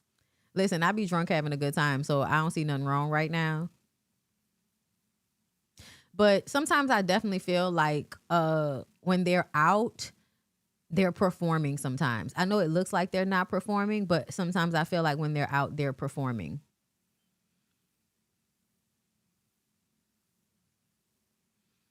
Yeah, I think they said she's pregnant again. We saw her somewhere and she looked pregnant again, but y'all know how sometimes they be posting old shit like it's new. So I'm not exactly sure, but I think somebody said she was pregnant again. That's beautiful.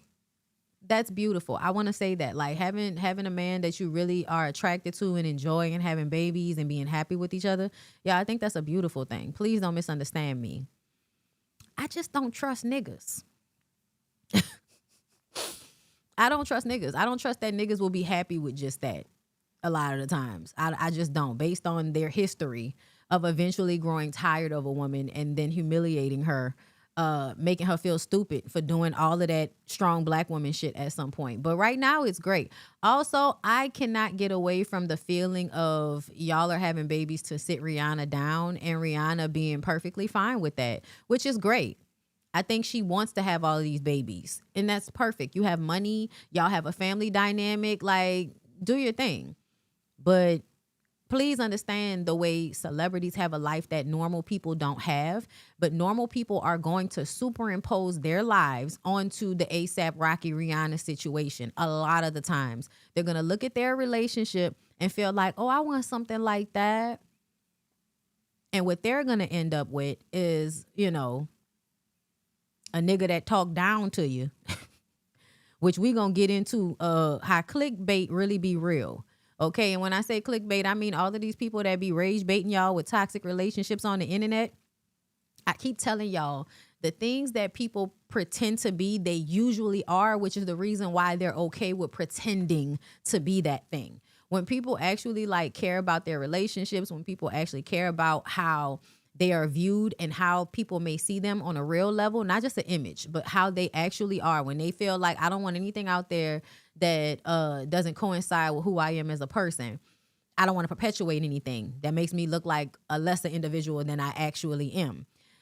You realize that people that actually engage in trying to make themselves famous off of toxic shit, usually it's because they are toxic. So we're going to get to that in a minute. But before we do, girl, they said that Mary and them, girl, the divorce is going through. Oh, wait. I'm sorry, y'all. Before we move on, that's what I forgot about. I'm sorry. Before we move on, Rihanna sparks Drake speculation. I don't know what that means. Okay, so Rihanna, the video we just saw, Rihanna has fans debating the meaning behind her latest Instagram story. While enjoying a night out in Barbados, the Fenty founder shared a video of herself dancing on boyfriend ASAP Rocky at a club. She captioned the clip, "My ex in the studio." prompting social media users to wonder whether the message was a subtle nod to Drake. It wasn't subtle. He had just done that interview. And now, you know, she popping her ass on her man. Like, anytime that anybody says anything about Drake because he's so insecure, he's going to respond because he's just waiting for the attention. And so that's what I think she meant by this. My ex in the studio.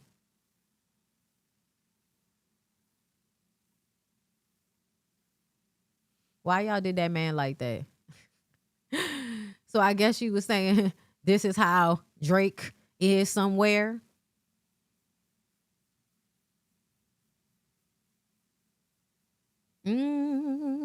Lord. Caribbean relationships are not to be understood by the world. This sounds ignorant. I'm sorry, love. I'm sorry. Caribbean relationships are not to be understood by the world. They love each other. First of all, nobody said they didn't love each other. So that's odd that you would even say that. Why would you say that? Who said anything about they don't love each other? And the fact that you think that Caribbean relationships are a relationship that most of us can't understand, I think is like comical. It's comical. Y'all do that all the time as if other places don't have the same type of toxic. Bitch, I'm from New Orleans. You think we don't know about toxic relationships like this? The fuck is you talking about?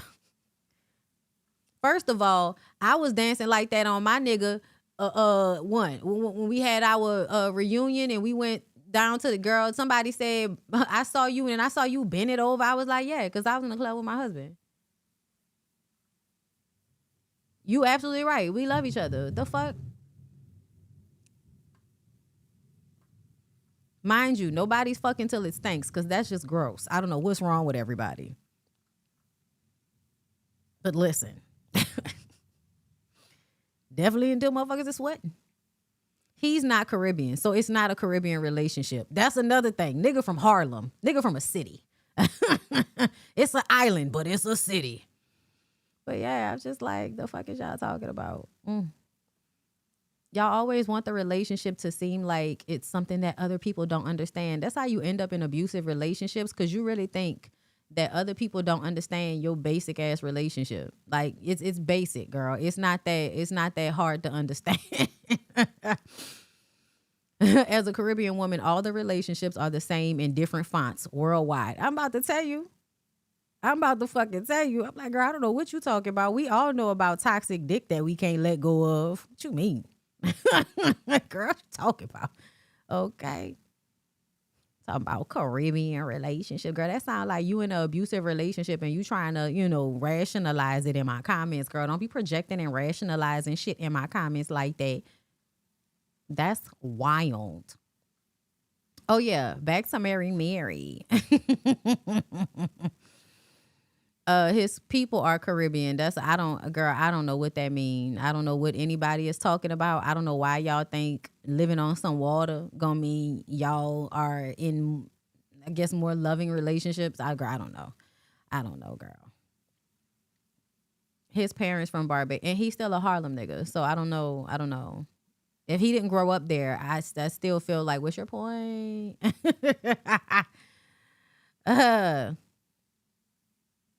People have culture. I don't know what that means either. Like, who said people didn't have culture? You see how people just be saying shit? You like, what the fuck is you talking about? It's that person telling us that we don't understand something about a toxic relationship in America or something like that. Like, we don't know what it's like to be, in a toxic relationship with a nigga that's fucking you like this. Come here, bitch. Come here, bitch. Come here, bitch. Like, just fucking up your whole world. Like, what you think? The fuck? Like, I'm from New Orleans, bitch. Like, I don't know why y'all think y'all that different from us, because y'all are not. Y'all are really not that different from us. Our niggas do all of that cooking, fucking, and talking to your bad too. Okay? What y'all really mean a lot of times is that the women are more willing to stay in fucked up relationships because of them being, you know what I'm saying? Because of them being Caribbean, right? Because she's Caribbean, she's going to hold her man down even more than an American woman. Because American woman is going to leave a nigga that's making her feel uncomfortable. I think that was what that felt like. That's what that felt like, right? That's what that felt like to me. It felt like, you know, the woman will stay with the man through everything because she, you know, she's virtuous because she'll go through all of this bullshit with a man. A lot of people talk like that about American women. Like it's a bad thing that we don't take shit the way a lot of other people do. Girl, I don't know. Yeah, I'm saying, girl, I don't know why it's a virtue for you to be like, oh, we take abuse better, bitch. All right, girl. You win. Bitch, you win. You right. You got it. Yo. So this is an American woman that has done a similar thing with a man. You can't tell me that these two wasn't nasty fucking. Gospel singer Tina Campbell files divorce response, seeks joint custody and termination of spousal support. Mary Mary's Tina Campbell has officially responded to estranged husband Teddy Campbell's divorce petition, revealing what she's asking the court for as their marriage comes to an end. About fucking time. It should have been over 10 years ago. According to court documents, Tina, whose legal name is Tracina Campbell, girl, not Tracina, find a response. I've never heard that name before. Tracina Campbell filed a response and request for dissolution of marriage in Los Angeles County Superior Court on August 3rd. In the filing, she asked the court to dissolve the marriage based on irreconcilable differences. The documents state the couple married on August 12, 2000 and separated on August 8, 2024, ending nearly 24 years of marriage. The filing also confirms the pair share 2 minor children. As part of her response, Tina requests joint legal custody and joint physical custody of their children with reasonable visitation for each parent. She is also asking the court to terminate its ability to award spousal support to either party. In addition, the filing indicates that the couple's community property and debts will be determined at a later date. Whenever women do that thing where they like, you know, you don't get nothing and I don't get nothing, I know it's just to really protect themselves, but I often notice that women do that in these divorce settlements or these divorce filings, where it makes me feel like the women are trying to give the men a break, right? The men will then go and treat you like some shit. Like you wasn't trying to be nice about it. Tina's response comes months after Teddy Campbell initiated the divorce proceedings. The couple, who rose to fame through the Grammy Award-winning couple gospel duo Mary Mary in their family's reality television series, have been candid over the years about challenges in the marriage. I actually saw somebody talking about her, posting some shit about her on the Pattern Watch, I think it was. They post a lot about her on Pattern Watch. I don't know what they goal is sometimes, because sometimes it's like, yeah, we noticing a pattern, but what we doing about the pattern? What are we doing about the pattern? Shout out to Pattern Watch. Let's see. This the one that I saw recently.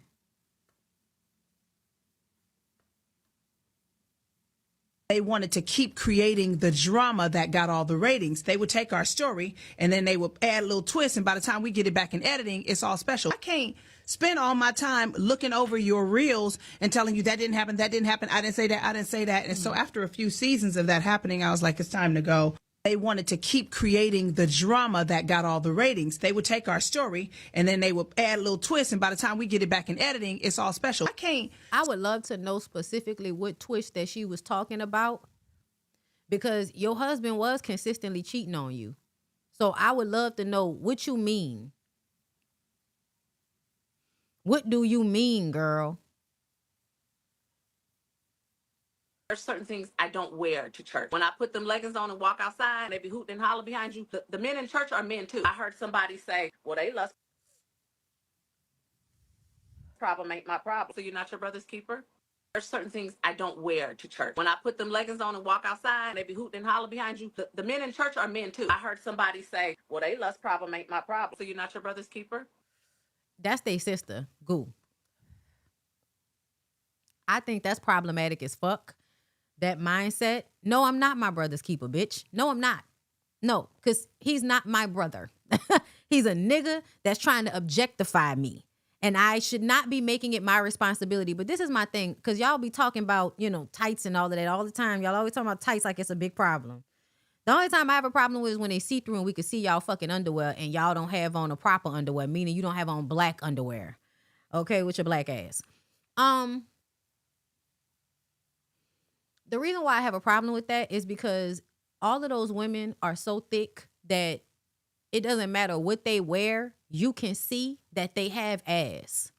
So all you've done is made it your own guilt and shame around your body and how creepy people are going to impose themselves on your body. And you're okay with that. Yeah, it's perpetuating bullshit, y'all. That's perpetuating bullshit. I don't like the perpetuation of bullshit. It's not your responsibility to not be attractive. It is not your responsibility to not be attractive simply because niggas don't know how to control themselves. Wait, y'all, we about to move on from here, but I see a clip that I won't go to right fast. Well, Lord, you told me to marry this person and Lord, you told me to marry this person and you knew that my worst fear was to get a divorce, the 10 years, just like my mom and dad did. And what happened? I got a divorce at 10 years. And, you know, and somebody else said to me, well, do you think that you manifested it? I'm like, no, I didn't manifest it. Well, Lord, you told me to marry this person. So I would like to know, and this is what I be talking about with religious psychosis, right? And this is a problem for women, period, right? What happened, because I've done this too. What happens is that you have feelings about a person and then you apply God religious-like logic to what you're feeling, right? I seen people talking about that on TikTok today too. I forgot who. Not today. Last night, I watch this little chick on TikTok. She does lives like almost every night, and she used to be a diehard Christian. She, her family was like in a Christian cult type of situation, so she knows the Bible front to back. All of the things. She went to college, studied it even more, realized that a lot of the things she grew up with were bullshit, deconstructed. Now she's an atheist. She's online. They have conversations about religion, deconstruction, the whole thing, right? And she talked about last night about how she would do things and attribute it to God, like talking in tongues and all of that shit.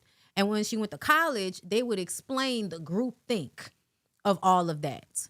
And also like the feeling of people doing things together. So first of all, I think like on a genetic, when you want to talk about a little bit of bioessentialism, I think biologically, we feel better when we're doing things cohesively in a group because humans need each other in groups in order to survive. So as a way of, evolution, we've learned that we should make it physically, chemically feel good to be in groups of people because ultimately that's how we survive as humans, in groups, okay? Going to church is a reflection of that. It's everybody in the same place with the same goal at the same time, saying the same words, singing the same songs, and that energy is created, and now everybody is living in that energy in the moment, unless that person has something in them that pushes them outside of that. But spiritually and energetically, when you're in a church, there's a thing happening that's also can be explained psychologically. Groupthink and how people respond to being in groups and how being around a whole bunch of people that feel a certain way can make you feel a certain way. So I really need for people to make it clear to me, when did God tell you to get married? How did you hear it? Was it a thought in your mind and you're like metabolizing that thought and that want to God telling you to do that thing? And that's where we have a problem. That's where we then have a problem, because you will end up in fucked up relationships that are abusive or toxic because you felt something and attributed special meaning to it, right? You were attracted to them because they, on a subconscious level, tap on whatever your thing is, right? Like, for instance, She is a woman that I feel like has been around a lot of abusive men and has wanted to be loved and validated by those abusive men. That's what I believe. I don't know for a fact, but based on Jim Brown being her godfather, how she responded when he died and the allegations and things that are said about Jim Brown, then also the way she came and defended Jonathan Majors, right? Jonathan Majors is being accused of being abusive. He was abusive. And she felt like she needed to protect him. She felt like she needed to use her image in order to save his. And she will have done all of that, right? Because the feeling that she felt about him made her feel like he was special when really it was just tapping on the shit that you were groomed to believe as a child. You're now attributing that to God. God told me this. No, bitch, your trauma told you that. And you're saying that it's God. God does not tell you to marry people. I tell you all the time that there was a moment with me and my husband where I felt like he was my person, right? That does not have to metabolize like marriage. That's what I decided to do. But what it actually meant is that this person is supposed to be in my life for whatever reason. I then assign their placement. My kindness or my fondness of them just means I'm supposed to be connected to them. You'll then add all of that extra shit onto it. When really sometimes a person was only supposed to be a lesson for you, right? You recognize them because y'all might have known each other in another life, okay? I do believe in soul, mates and all of that. Not soul ties, but soul mates, meaning that like we probably circle around the same souls every time we reincarnate back on earth. We're around the same souls. And we might play different parts in each other's lives, in different lives, but the souls are there to teach the same, whatever the lessons are, right? So, and that's just my belief. I don't know if that's true, but that's just what I feel, right? I'm allowed to feel that way. It's a spiritual belief. Meaning it can't be, proven, but it's how I feel. When you assign a specific meaning onto something, that's a you thing. That's a you thing, y'all. You have got to stop assigning like stronger spiritual purpose to everything. And I'm really talking about relationships. Because people do that. Like it always, God told me, girl, God didn't tell you to do that. Your trauma told you to do that. Your coochie told you to do that. Whatever it is, something else told you to do that within yourself. And you made that decision and you're assigning it to something God was telling you to do. And then like, you knew that my worst fear was to get a divorce, the 10 years, just like my mom and dad did. And what happened? I got a divorce at 10 years. And, and on some level, I feel like she didn't learn the lesson. To me, if you thinking that God put you through that to give you the lesson, the lesson should have been that stop putting so much stock in marriage. Stop believing that marriage is an end all be all or this, this thing you have to do. You watch your parents' marriage dissolve, your first marriage dissolve. Maybe you were supposed to let go of the concept that you need to be married or tied to somebody in such a way. Maybe that was the actual lesson, but you're not going to learn that lesson. You're just going to think, oh no, I still want the same thing. I just have to find the right person for that thing. And somebody else said to me, well, do you think that you manifested it? I'm like, no, I didn't manifest it. Well, Lord, you told me to marry this person and like you knew that my worst fear was to get a divorce, the 10 years, just like my mom and dad did. Yeah, sometimes your worst, to me, I feel like people don't realize you're often being given the opportunity to get past the fear when certain things happen. And I think you going through the divorce was supposed to teach you that there should be no fear.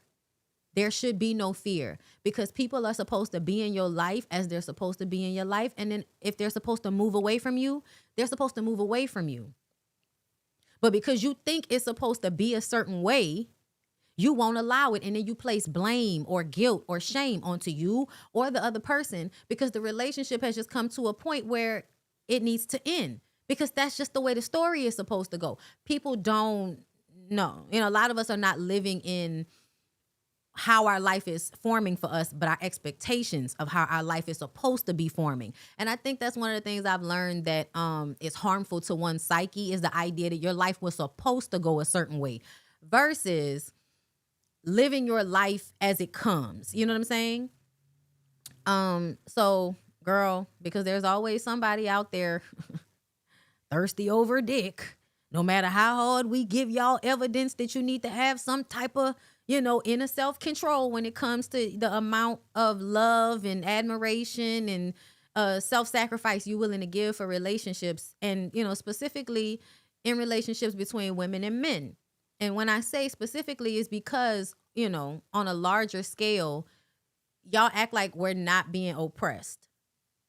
Like because the things that happen individually in relationships, y'all think like we're not being oppressed when you back away from it.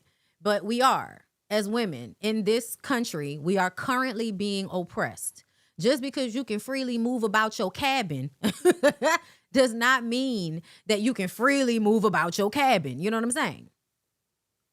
So y'all, Clarissa Shields calls out radio host Miss Shaneka after, if that's how you pronounce it, Shaneka, girl, I don't know who that is, but let's get into it. After being asked about Pat, girl, why y'all always asking about Pat Poose? Y'all know it's gonna upset her. Y'all know she's slow. Y'all know she's slow. Thank you for the super chat, Soul Tales from the Void. Thank you so much. I appreciate you. I'm gonna get into the rest of these super chats when we get to the end, y'all. Fat ass sat up there and talked that shit to me, and then when I checked you respectfully in your face, you shut all that disrespectful shit up. Now after the fact, you got all this lip and talking all this shit because you never got this much attention before in your life. Being a radio host, I didn't even know who you was. I came here for Jock and Shorty. I did not come here for you. But the fact that you asked a question in such a distasteful way, and I answered. Let's go back. I need to hear the question. Then we'll come back. Question, because I didn't been here before. How much longer are you willing to be in a relationship with somebody's husband? Because at the end of the day, that's what people are looking at. Well, pause. Okay. Pause. Because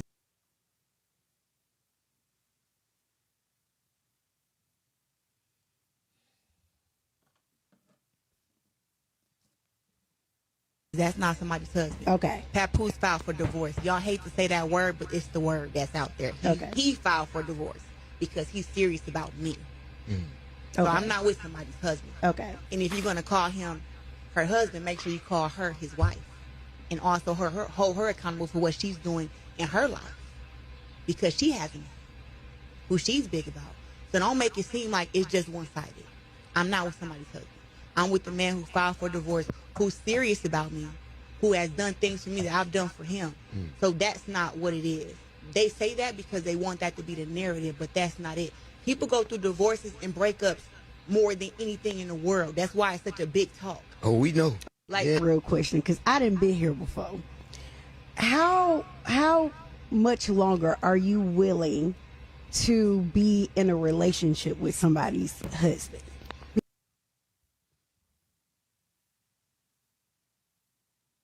I'm coming. So we heard the question. Let's Let's go like back. the professional that I am. Now you want to go on these rants and talking about some pat with me for this reason, pat with me for that reason, blah, blah, blah, blah, blah. You didn't say none of that stuff when you were sitting there in my presence. Why you didn't say it? Why you didn't say it? Because I gave you space and opportunity. I answered you respectfully and left you where it was at. I didn't check, well, yeah, I did check you, but I didn't go off how somebody else would have went off on you because you was very disrespectful. So now you got all this shit to say, but didn't you just go through divorce because you cheated on your man? So you are a part of the, your big fat ass sat up there and talked that shit to me, and then when I checked you respectfully, in your face, you shut all that disrespectful shit up. Now, after the fact, you got all this lip and talking all this shit because you never got this much attention before in your life. Being a radio host, I didn't even know who you was. I came here for Jock. Okay. So I'm not going to lie. When she asked that question, I felt uncomfortable because this is what came to mind. Hold up. We're going to back up. Hold up. We're going to fix it. And then we're going to back up. Okay. All right. Okay. Okay. So, you guys, whiteboard out. Social hierarchies. social hierarchies. I don't like social hierarchies because they basically tell you that you're better than somebody based on where you are in this social hierarchy, and then you can then be disrespectful and punch down on whoever is beneath you in said social hierarchy. There are several different social hierarchies, but this is one of the ones that women like to fall victim to, right? The top of the social hierarchy for women in relationships is a widow. That's right. That's a woman that loved the nigga until he died and got left with insurance and a house and assets. That's the top. Okay, is to be the long standing suffering wife of a nigga that has died. Okay? Under that is the wife, right? The wife is at the very top under a widow. Okay? Because we all know that these niggas are a headache. So if you're able to retain the wifedom, because that's the only way you retain wifedom if a nigga is not around to stress you out, is widow. And we all know that that's a good spot to be in. Even the girls that want to be picked so badly, they know a widow that has gotten insurance off of a man that she struggled with meant that her going through bullshit with that man was worth it. That's how most people think about that. Okay? So the wife is below that. Then the fiance is below that. The baby mama is below that. The girlfriend is before that, and just simply being chosen is the base level, okay? And simply being chosen means that you just get, anytime a nigga chooses to fuck with you, you feel like you got chosen. Anytime a nigga validates you in any type of way, you feel like you got chosen. That's the basement, because that is not good enough. Doesn't mean you are being respected, liked, anything. It just means you were chosen for the moment, right? That's the bottom. Clarissa is in this girlfriend, part right here, but wants to be in the wife part. When that lady, Shanika, asked her that question, how long are you willing to date somebody's husband? It was giving, you think you're up here, but you're down here. And in order for you to get from down here, he's going to have to leave his wife so that you can go up to that position. He's going to have to fully divorce from her. He has yet to fully divorce from her. And women with sense, right? Like Miss Shaneka, she knows that if that man, after all of this time, is still married to that woman, he's probably not going to marry you. Because if he was going to marry you, he would have probably done it already. But because you're so happy to simply be chosen, any positioning is good for you because you're just happy to be chosen. So now you're going to project. Now you're going to project because she asked you that question that was kind of, it's uncomfortable. But this is what you've decided to make yourself famous off of. You have repeatedly made Papoose and Remy and that relationship the forefront. You ruined your movie because you decided you wanted to come out and be known like this instead of being known as the Olympian and the boxer that you are. Because once again, so happy to be chosen. Also, the way she talks about herself, I know that she doesn't have real confidence in herself. Her confidence is like something that comes from being contrarian and being a good boxer, meaning that you can't tell me, but if you really felt like that, you wouldn't allow for that old ass man to be playing with you like that, and you wouldn't think that the position you hold makes you special because you would want more for yourself. You would see how what he's offering you is not a lot, but you don't see that. You have a blind spot. Because of how, your traumas and how, again, your traumas informing you on who you going to be in a relationship with. Okay? So ultimately, you playing yourself and you don't see it. And it's sad. Now you're going to project about your body and all of the things, your coochie good, and then even talking about your coochie like it's a child's coochie. That's another thing I don't like. Why are you can tell that Papoose has pimp talked you. Let's listen to what she says, because I'm going to point out the things I believe that Papoose the pimp said to her, and that's why she's reiterating it like a bottom bitch that's a tad bit slow. Hold up. And shorty, I did not come here for you. But the fact that you asked a question in such a distasteful way, and I answered you like the professional that I am, now you want to go on these rants and talking about some Pat with me for this reason, Pat with me for that reason, blah, blah, blah, blah. You didn't say none of that stuff when you were sitting there in my presence. Why you didn't say it? Why you didn't say it? Because I gave you space and opportunity. I answered you respectfully and left you where it was at. I didn't check, like, well, yeah, I did. Girl, I'm so confused. What's the problem? People gonna say what they want to say. I did check you, but I didn't, like, go off how somebody else would have went off on you because you was very disrespectful. So now you got all this shit to say, but didn't you just go through divorce because you cheated on your man? So you are a part of the, your big fat ass sat up there and talked that shit to me. And then when I checked you, respectfully, I checked you respectfully in your face. In your face. You shut all that disrespectful shit up. Now, after the fact, you... Because I'm not going to argue with you. It's an interview. I'm not going to argue with you. But my opinion doesn't change just because you checked me professionally. Got all this lip and talking all this shit because you never got this much attention before in your life. Being a radio host. I didn't even know who you was. I came here for Jock and Shorty. Okay, hold up. There's another part of this. Where's Live Bites? Because there's another part of that conversation that I want to go to because she started listing off all of these things about herself. And I was just like, this sounds like all the shit that an old ass man would be telling you. Here Shanika, your big fat ass sat up there and talked that shit to me. And then when I checked you, respectfully, I checked you respectfully in your face. In your face. You shut all that disrespectful shit up. Now, after the fact, you got all this lip and talking all this shit because you never got this much attention before in your life. Being a radio host, I didn't even know who you was. I came there for Jock and Shorty. I did not come there for you. But the fact that you asked a question in such a distasteful way, and I answered you like the professional. I want to tell you the real reason why Pap is with me. Because I don't think you know. There we go. I'm going to tell you. I'm a badass bitch. Flat out. My ass is real. My body's real. I look good as fuck in the face.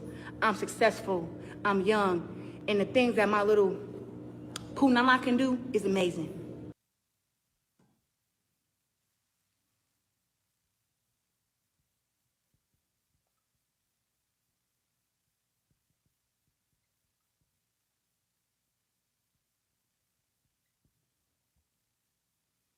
That's why we together. Say it again for me. Why we together? Why Pap is with me. Because I don't think you know. Okay. I'm going to tell you. I'm a badass bitch. Uh-huh.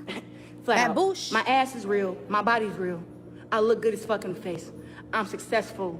I'm young. And the things that my little punana can do is amazing. That's why we together. I want to tell you the real reason. Okay. So what you just told us, Clarissa, okay? What you just told us, and I need for women to understand this. Okay, listen to me, bitch. Listen to me. Hold up.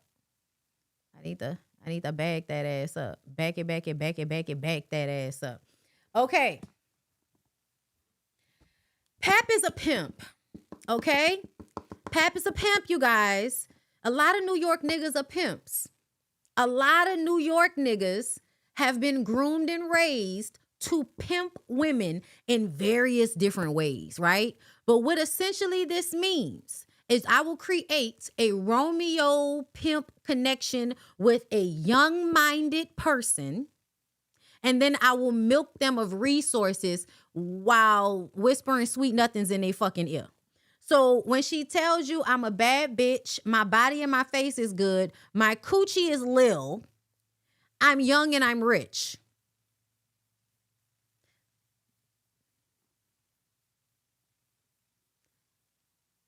He's a pimp. He wants a young-minded girl to get money off of, right? To get coochie off of. And to me, he tells you that your body is real in order to offset how he might be attracted to girls with BBLs or girls who have had surgery, right? Right? You have to feel better about yourself. So in order for you to feel better about yourself, you have to point out that your body and face is real. And that's because your nigga is looking at people whose faces and bodies are not real. This is what pimps, you know, the type of shit that a pimp will tell you and put in your head because they want to control you. They know you're young-minded and don't have a lot of self-confidence. So all they have to tell you is what you want to hear, which is that you're a bad bitch and you're better than the next one because you're real and they're not. And then you get into the things that absolutely goes into the conservatism of it all, which is you have a lil coochie, pedophilia. The way she described it, the way my lil coochie does, that's about your vagina being tight. And we would be hyper-focused on vagina being tight because that's an extension of it also being young and not having had any children. Young, here, again, because she mentioned it. After coochie, we went to young and then successful, which successful really means rich. Successful means money. And that means that you're easier to pimp. You're easier to pimp. Okay? That's all that means. So that's why it's important for you as a woman to not need the validation of anybody, not even a nigga that you fucking. Because you needing that validation can be used to pimp you. Because once somebody makes your self-esteem predicated on them and how they move, they can snatch that shit away from you at any given moment. Now, because she is truly successful in her own right as a boxer, and she has the money and all of that, this is something that gives her actual confidence on what she's been able to create for herself. But if she doesn't have confidence in who she is as a person, without that, then if she loses that, she probably won't be any different from her fucking mama, even with the success. So yeah, girl, you got to be careful. You got to be careful of men that are bucking your head up so that they can pimp you. Okay? Oh, shit. Some people look like they was confused in the comments. Child, if me writing it out and explaining it at the same time doesn't make it easy for you to understand, then this is not for you. Carry on. Like, was that hard to understand? I felt like that was very easy to understand. That hence me writing it. I swear, y'all did not do good in school. Writing huh and all of that. Girl, bye. That was very easy to understand. We gonna pray for the girl. But I absolutely feel like, you know, we all know that's not gonna be good. You know what I'm saying? I believe he is in a manager role for her. And that's why I said he's a pimp. Because that's what a lot of New York niggas do. Think about Love and Hip Hop. I have to remind y'all all the time, almost every nigga on Love and Hip Hop is a manager / pimp that created a romantic relationship with a woman so that he can sign her into a contract and make money off of her. Y'all remember? I told y'all that. Because that's what they be doing, girl. That's what they be doing. That's a good way to take advantage of a woman. Thank you. I'm also enjoying the whiteboard. It's hilarious. Also, I need to get used to writing things again. All right, so let's move on because we got one more to get into. Actually, two more. So, Trina. Respectfully, you've been in the game for a minute and you've always been the people's choice, the baddest. Now, how did you know this is the one and this is my soulmate? Because it don't matter what a nigga got, what a nigga do. When you know the one is the one, you know that one is the one. How did you know? Because what you got doesn't mean nothing. Because you can have anything and you can lose that. And then what? Do you still want to be around this person? Is it still going to be your innovation? Is it still going to be the person that you're driven to be around just because they got something? As soon as that's gone, you're gone. That's not really what you want. You have to know that. And when you're a person or a woman and you already got, that's not really what you're looking for. You're looking to be safe. You're looking for protection. You're looking for leadership. You're looking for somebody that's going to be there with you, partner, hand in hand, foot to foot. Yes. And every day, like we're humans, every day is not a great day. It's days you got to like go through the fire with it, you know? And for me, just being in the industry, like I've seen a lot of stuff.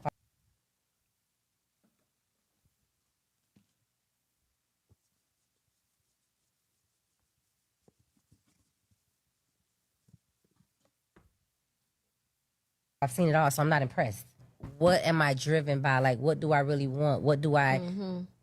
That's the thing that gets me. So being married now, it's more this is my person. Yes. This is the person I want to be with every day. This is the person I want to drive crazy. This is the person I want to be happy with. This is the person I want to go through everything with. And so I knew, because from day one, I just knew. I was like, that's that. Mine. Yeah. Lock in. Respectfully, you've been in the game for a minute, and you've always been the people's choice, the baddest. Now, how did you know this is the one and this is my soulmate? Because it don't matter what a nigga got, what a nigga do. When you know the one is the one, you know that one is the one. When they say they know the one is the one, I don't know what they be talking about, because honestly, I'm gonna just tell y'all, women that talk like this, they get married over and over again. So I don't know. And I'm being, I'm judging this woman in a stereotypical way, okay? Because I could be wrong. But women that sound like her and look like her, that, feel this way about some of these niggas, y'all be getting married over and over and over again, talking about he was the one. There's no such thing, girl. There's no such thing. So she said she wanted safety, but really she wanted control, because that nigga, she wanted safety, but no, you want control. That nigga is emotionally unstable. Ow, shit. Girl, I hit myself in the head. Okay, listen. Somebody was plotting on my downfall. Yeah, he's emotionally unstable. He also seems like somebody with a little bit of a alcohol or, a issue with drugs and stuff. Okay. And I'm not saying I know for a fact, but the way he comes off is this something like you're a parent to this man. You're a parent to him. So when she said that, some days you got to go through the fire with them, but this is the person. I don't know, y'all, because I remember there was a time in my life where I really, really, I loved somebody that I was willing to be, however that relationship shifted and changed, I was okay with it. Whether we were together, whether we were just friends, I was okay with whatever, because I really, really loved and cared about that person. And I thought they were supposed to be in my life because they had been in my life. And what I grew to find out is that my trauma was informing me on why that relationship felt like safety to me and somebody, that's been in my life this whole time. But when I really got close up and realized how problematic, I realized we are no longer compatible in any way. We're not compatible as friends. We're not compatible in any type of romantic or sexual way. We're not compatible anymore, right? And it was because I had to grow and evolve in order to get to that point. Also, I don't want to control anybody. When you want to control other people, you will stay in toxic situations. To me, she wants to control him. That's why she got with somebody that's young, somebody that doesn't have a lot of emotional control over themselves, because then she can be in control and she can be like a parental figure for this nigga. And that probably makes her feel safe. But is she really safe is the question. I don't feel like she's actually safe in that relationship. That man does not look safe to me at all. At all. And that's because he doesn't seem like he's in control of himself. Like that, simple. Now, am I saying that she don't need to be with that man? Absolutely not. If you like it, I love it at the end of the day. But what we have seen of him, you can't possibly feel that safe with somebody that you have to parent to that degree. Definitely Julian's doing. When they Also, he's humbuggish.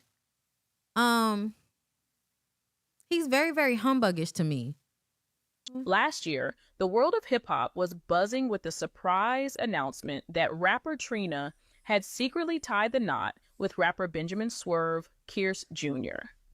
The union of these two stars seemed to come out of nowhere, with very little information about their relationship leading up to their marriage. Trina, known for her fiery personality and unflinching presence in the rap game, had kept her personal life mostly under wraps. Kearse, on the other hand, had been a familiar face on the popular reality series Love and Hip Hop Miami, a show that often blurred the lines between reality and drama. With both artists having their own distinct paths in the music industry, the news of their private marriage sent waves of intrigue through their fans and the public. However, in a shocking turn of events just a few months later, the blissful image of Trina's new marriage began to crack under the weight of troubling news. Last week, Kears found himself in the headlines for a very different reason: an arrest for battery following an alleged attack on a pedestrian. The details of the incident were both disturbing and alarming, with the rapper being accused of following a man home in his car, only to assault him later in a confrontation that escalated quickly. This development raised questions about Kears's behavior and cast a shadow over the couple's previously blissful image. According to a police report obtained by TMZ Hip Hop, the incident occurred on March 20th, 2025 in Miami, where Kears was arrested after an altercation that stemmed from an incident nearly 2 years ago in July 2023. The victim, a man who was crossing the street at the time, had reportedly been struck by Kears's car. The police report explains that Kears, driving his black Dodge Charger, abruptly stopped at a stop sign, and the victim's hand made contact with the car's trunk. The man understandably was confused by the sudden stop and reached out to explain the situation to Kears. However, instead of a simple exchange to clear things up, Kears allegedly became irate and aggressive. The situation quickly escalated when Kears reportedly followed the man to a nearby residence, continuing his pursuit in his vehicle. The altercation took a violent turn when Kears, now on foot, approached the victim and punched him several times. According to the victim's statement to the police, the punches were hard enough to fracture his nose. The details of the attack were further corroborated by surveillance footage from the area, which showed the confrontation and aligned with the victim's account of events. The evidence led authorities to arrest Kears, who was later taken to Turner Guilford Knight Correctional Center for booking. The charges of battery were formally filed, and Kears found himself facing serious legal consequences for his... Okay, and this is because women like Trina, and y'all know, we all know the women like Trina, right? Y'all are homophobic to some degree, so y'all love to get with men who y'all think are hyper masculine, but those men are also emotionally unstable. Hold up. They're emotionally unstable, and when a man is emotionally unstable, he costs money, lawyers' fees, okay?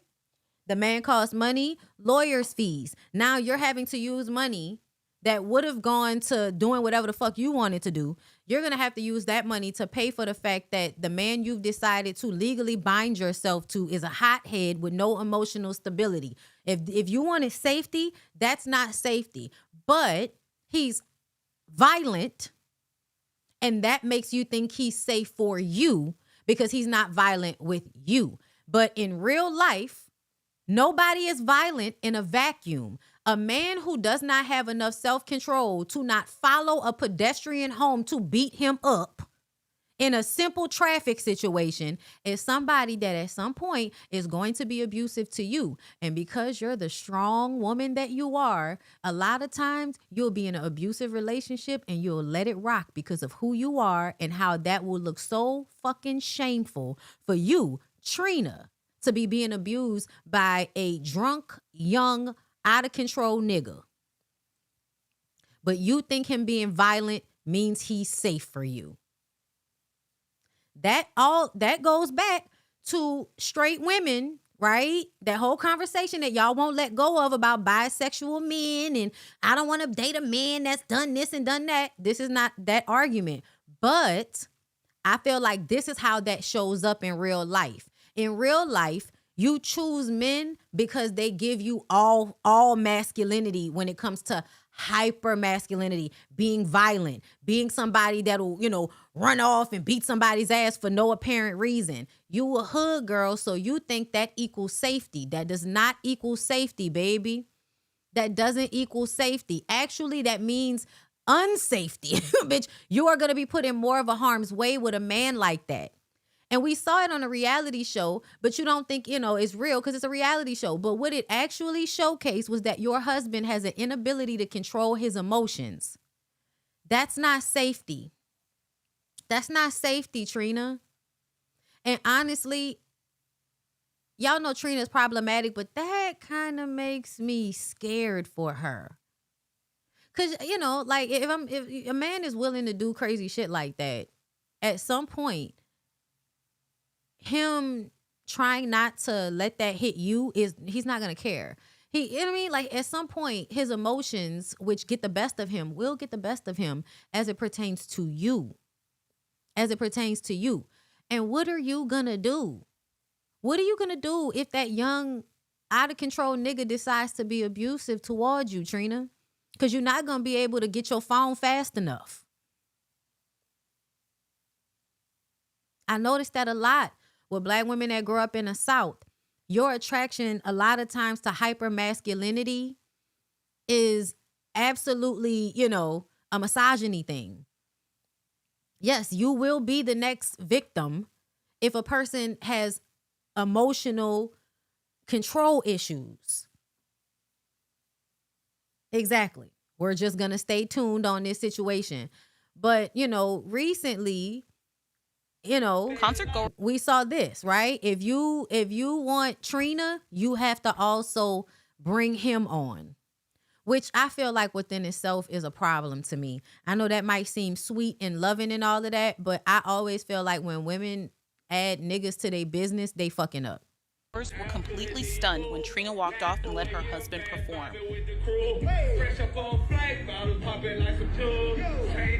And do you know, girl, you know what that make me think about, right? It makes me think about a man that is insecure, a man that is, because to me, when a man is emotionally unstable like that, he can't help but to be in a competition with you. You're the bigger rapper, so you really think that man didn't get with you so that you could raise his star? You really don't think that? Because to me, what you look like is an old woman that basically got some good dick, and now you done had the wool pulled over your eyes because you think that your fans should have to sit through your little boyfriend's performances if they want to see you. That tells me that man has probably made you feel like his lack of success is your fault. His lack of success is a reflection in some type of way of you, and in order for you to compensate for in the ways he's not successful, you're going to attach him to your shit to try to make him successful. But that's not how men work. That's not how men work. Men have to do shit for themselves. Because if they don't, they'll resent you for giving it to them.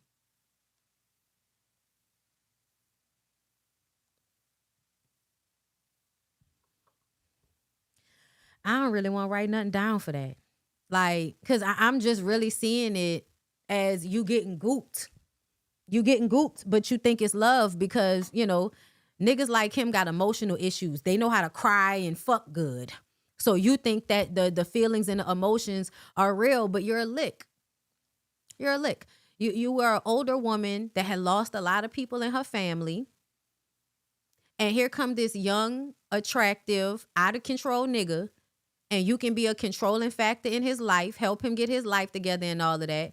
But you can't make him a better person. You can't make him have emotional control. You can't do those things for him. You will try, though, and you will fail. But along the way, he will probably have ruined a little bit of your business and your image along the way because you can't give somebody your success. And that's what she's trying to do by dragging him on stage with her like that. You're trying to give him your success. That's not how men work. Men have to go out there and get that shit on their own. That's the only way they're going to feel really proud is if they get these things on their own. It's not going to, I'm just saying, like, I just feel like, you, I'm sorry, but you talking about safety, no, control. You have the purse, you have the career, so you can control him. That's how you feel. It's not about safety. It's about control. Because a person that's safe would not require all of this from you. So please don't misunderstand me. She's not a victim in this. This is how a lot of y'all end up choosing these situations.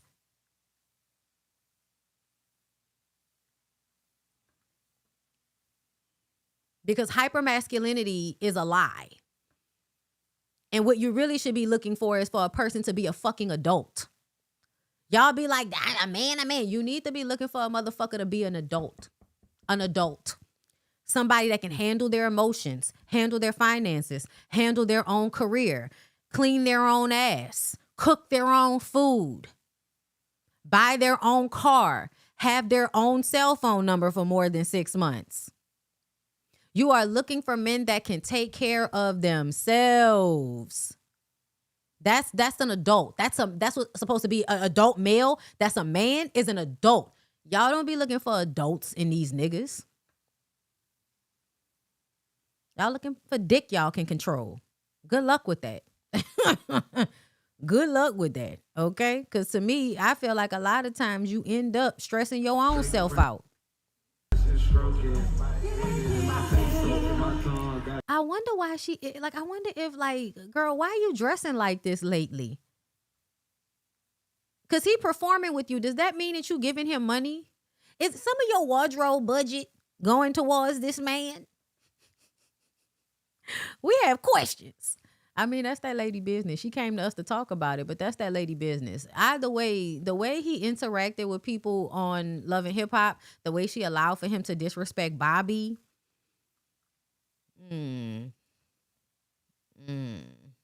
Okay.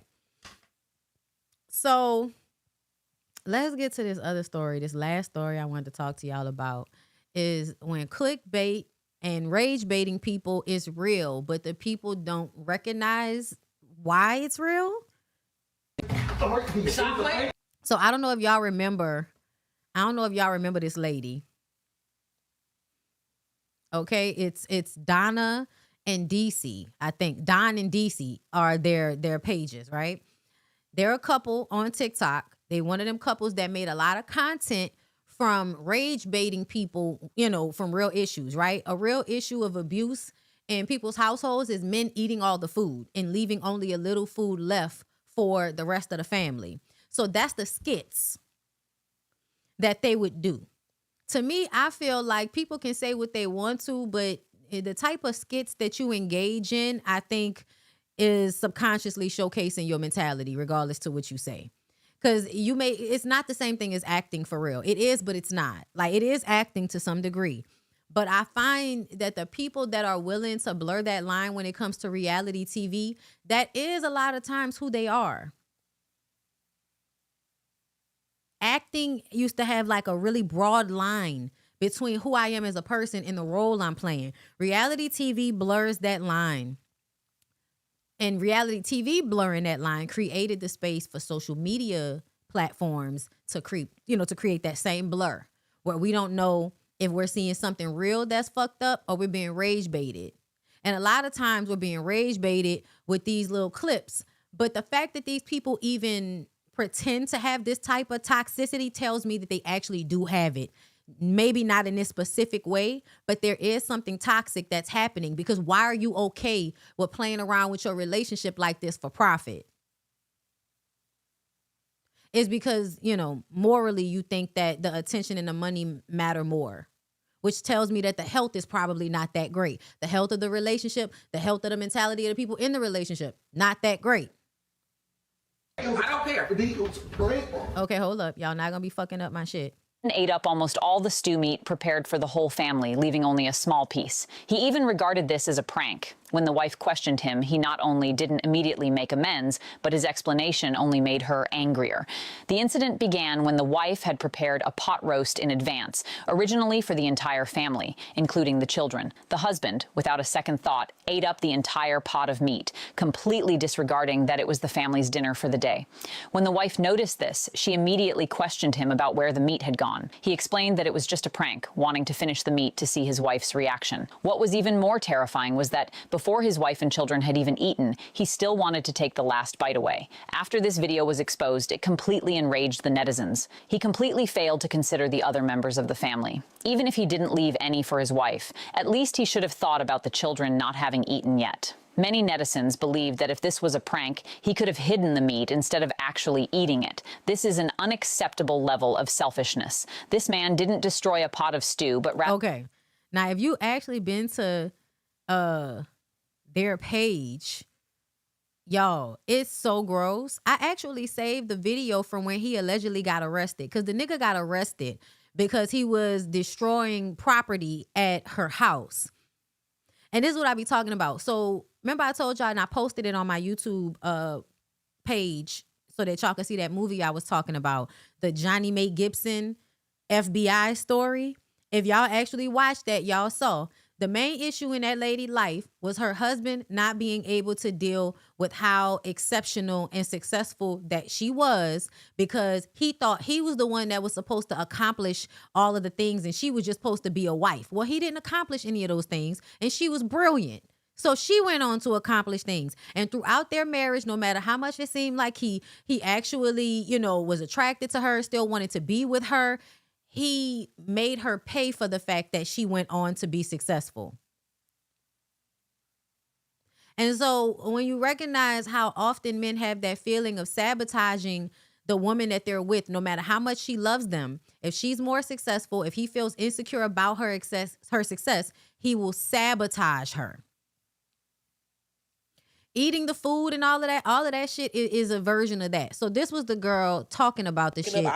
Hold up. Let me show y'all this video first, because this video, it's 33. This the video I saw and saved, and I almost feel like she deleted the original video, but somebody screenshotted it. Seconds with Kendra Pan now. I don't know if this is a skit or not. This is the couple that does he ate all the food and she gets mad type of content. One time he ate a whole fucking roast that pissed me off so bad. But this makes me think of back when they had the TikTok saying that the men, they eat up all the food in the house as a form of like domestic violence. Do y'all remember that? So yeah, this was him destroying her yard. Y'all, it's official. She said he's a dumb, stupid motherfucker. We can see what he doing. He been ignorant. He didn't give a fuck about his kids. Didn't give a fuck about her. He throwing dirt across the yard, making a fucking mess. Tearing up the door off the goddamn at the house, throwing more dirt. Look, he just throwing dirt everywhere. And my mom confirmed that he got locked up for it. This is destructive, very destructive, right? He just like bombarding through all of the fucking food. Throwing shit, breaking shit. Look, just breaking break the door off the hinges. Don't even give a fuck. Cause he mad and she don't want him. Yeah, so now he's gonna ruin her house. Mind you, y'all, this lady was trying to get this house together for her and her kids. This is the house that he, I guess either before or after he fucked it up.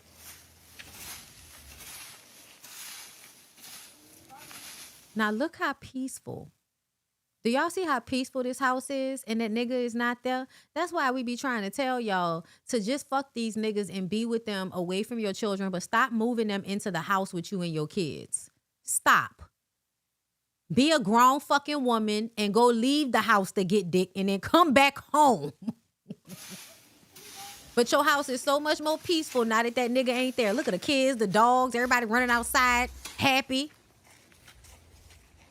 Buddy, what you doing? That nigga was out there destroying that lady house out of jealousy. Do you think actual feelings were coming out in the prank videos? No. The videos don't have anything to do with a relationship as far as me. Because then that would mean you would have to be accountable for your part in that type of toxicity in the first place. Right? Then that would mean that I was taking a part in this shit. I don't know about other content creators and them. Y'all got nothing to do with me. But I don't know how you don't think that, the skits y'all did is a reflection of the health of your relationship. I don't know how you don't think so. Don't have nothing to do with the videos.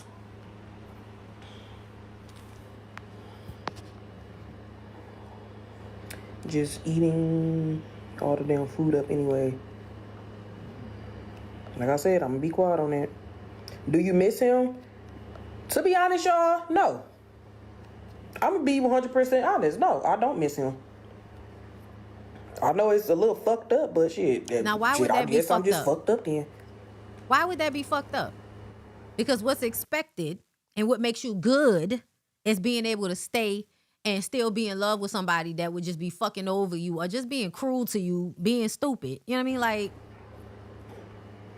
and that's another thing. Was it a prank if he actually ate all the food? That's like y'all not knowing what the fuck satire is. I'm trying to see why the fuck they trying to battle. I'm clicking no. You don't understand? Child, they do that. That's so aggravating. Be the Middle Eastern people. I I don't know you. I'm not trying to battle with you. Leave me the fuck alone. Already had told him we would like get into so many like arguments, y'all, like to the point where that shit just like making my damn head hurt now. Mm-hmm. Like, Yes. Yes. Because people that want to argue with you all the time are sucking energy from you. They're a black hole. So all of that energy that you're giving them, it's feeding them. But you, it's siphoning from your energy.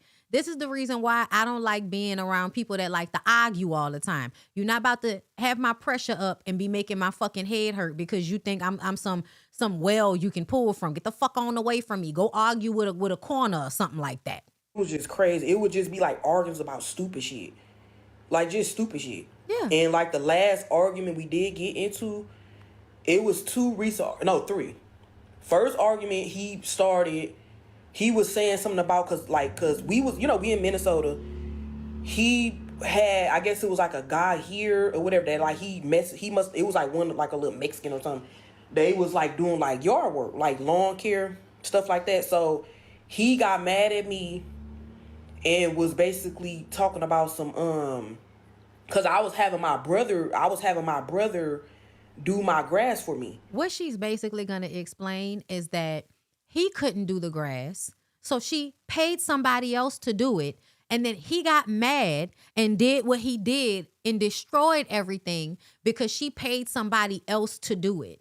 I would never understand the mindset that women need to create a need and then men feeling like, well, then I can hold that need over your head. So if you ask me to do it and I take all day to do it because I really kind of want to annoy you, I want to be able to have some power over you. So I'm going to tell women to depend on men. And then when the men don't do what the women are depending on them for, it's then the woman's fault for going and getting somebody else to do it because you're supposed to let your man do that, even if it takes him 12 months to do it. I think the fuck not.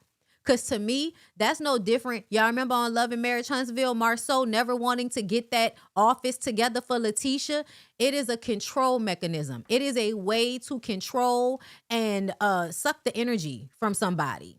Energetically, because that's what it does when you have to keep going to somebody asking them to do something. And they obviously need to feel powerful. And a way for them to feel powerful is by having you on a leash waiting for them to do something. That shows how little power they actually feel like they have because they need it in all of these weird, mundane ways. Like you really don't have enough power within yourself as a man that you have to basically tie my hands about something as simple as cutting the fucking grass. He wasn't able to do it at that time. So I'm like, okay, that's understandable. So I was, I didn't say nothing. I'm like, okay, so what I'm gonna have to do, I probably just have to like. Also, I don't know why everybody keeps saying they was married. I think she said they are not married. She said, this my house, you not my husband. And a lot of times niggas will feel like, well, I don't need to do nothing because it's not my house. Well, you also don't need to get no coochie here then. Because it's not your coochie neither. The fuck is you talking about? You want to partake in it though. You want to lay up under the house, but when it comes to doing some shit because you lazy and you don't want to do shit, you going to come up with every fucking reason in the book. Hey, at the end of the day, I'm asking you to do something. You saying you don't want to do it, I'm going to get somebody else to do it, and then you could just deal with that. And if you think I'm going to feel away, I'm not. I'm not going to feel away. All of that being upset, just get your stupid ass away from me. But I can't tell y'all, like, I've experienced that in relationships with people where they really want to bind you and then get mad at you when you like, no, I'm going to just get somebody, I'm going to do it, or I'm going to get somebody else to do it. Now you the bad guy. You don't never want nobody to help you. No, because I don't want anybody, feeling like they're controlling me by holding what they're about to do for me over my head. You either going to do it or you're not going to do it, bro. The fuck away from me. Probably just either go up there myself and like do it, It's my shit. It's my house, my property, so I have to figure the shit out. I gotta figure it out. So my brother wasn't able to do it. So the next step would have been, okay, D, go your ass there to your house, go to Milwaukee, go to your house, do your own shit.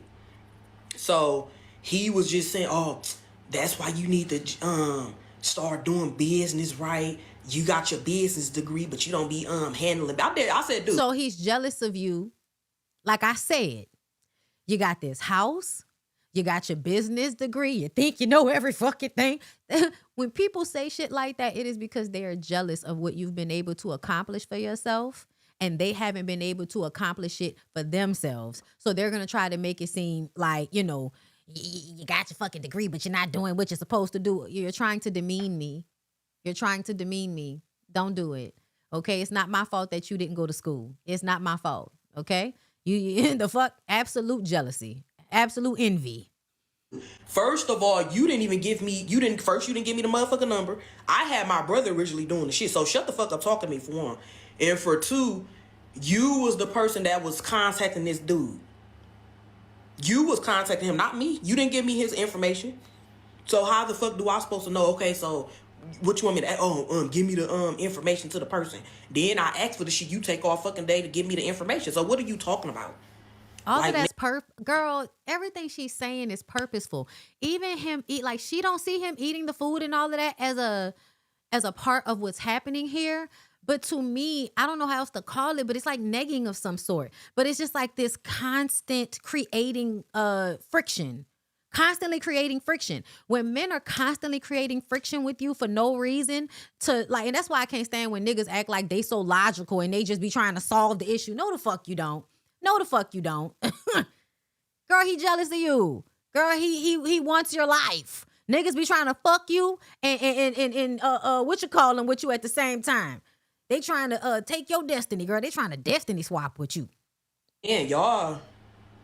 That shit used to be pissing me off. Then that was one. Because he was talking down to you. That's then why. We had gotten to it. Want you to feel bad about your accomplishments. That's why it really made you mad. Yes, they know that. And they intend to suck energy from you by making you upset. Because making you upset means they still have emotional control over you, which makes them feel better about the fact that you're smarter or you're more accomplished or you have more things going for yourself, right? And the problem with that is the misogyny. The misogyny is men thinking inherently that they should have their shit together more than a woman or better than a woman. And they think it's because they're a man, but really it's because you live in a system that's supposed to value you above a woman. So if you see a woman having a life that's better than yours, you don't like actually respect it because that means she worked really hard in spite of everything. No, you get mad because she's not supposed to have that over you. It doesn't make you want to go and do better for yourself. It makes you want to try to strip what she has away. What the fuck? It was something else. Oh, we got into it about. So I end up I already had told my sister them. So he got mad. I guess my sister, she had asked me for I guess she needed like some sheets. Just like some little like up. And that's another thing. What she was explaining was them getting into an argument. It was a couple of things that they argued about that led to the breakup and all of that. It was the lawn shit, but another thing is that her sister needed things from her. I think she said her sister, needed just like a few little small things that she was like, yeah, come over here and get it.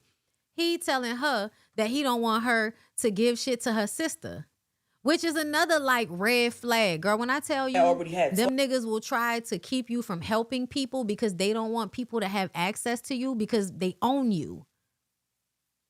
That's another aspect of the, like this patriarchy bullshit that really annoys me a lot of times is that I've seen women who really would have made a difference in people's lives if it were not for a man telling them not to do it. Men often will tell women to not be charitable and then, or not, not be generous. And then they'll make it seem like it's to protect you, but it's not actually to protect you. It's so that they can have ownership over you, but they're also like really miserable. So there's a level of withholding that a lot of men like to do. They just like to be able to withhold and hoard things. And that includes your generosity.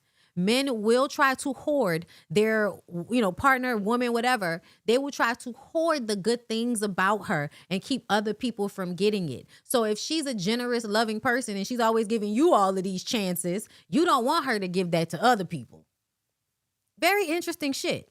Told him, we would like get into so many like arguments, y'all, like to the point where that shit just like, do you think? So he got mad. I guess my sister, she had asked me for, I guess she needed like some sheets, just like some little like stuff that was like a need. So I guess he got mad about that, talking about some, I seen your stuff. Like you said, we was already in an argument about. So I think it was about that. It probably was about like the grass shit.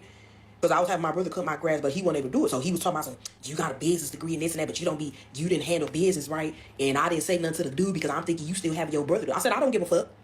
You could have still said something to him. I didn't force you all. No, don't say nothing to him. You can have one. You don't have to have one specific person doing your shit. If that specific person not available, what you do? Go to the next person. Like, what the fuck? Like, dude, don't start. Dude, he used to piss me the fuck off so bad. Just even think about that shit. That stuff used to piss me off. But then the second argument he had says we was arguing about that. Then he had brung that up, talking about some you sitting there because he was mad. Damn, I'm not doing the shit. No, shit, they keep trying to battle shit. No, I don't want to battle. But he was talking about stuff about some you basically doing shit for your family. They can do the stuff they said. Why you doing stuff for them? I said, dude, first of all, this is my fucking money. We're not married. It's my money. If I choose to do a favor for any of my siblings or my family, that's my choice. Like, who the fuck are you? You don't tell me what the fuck to do with my shit, my money. Like we married or something. Or you my fucking daddy. Dude, get the fuck out of my face before you piss me off.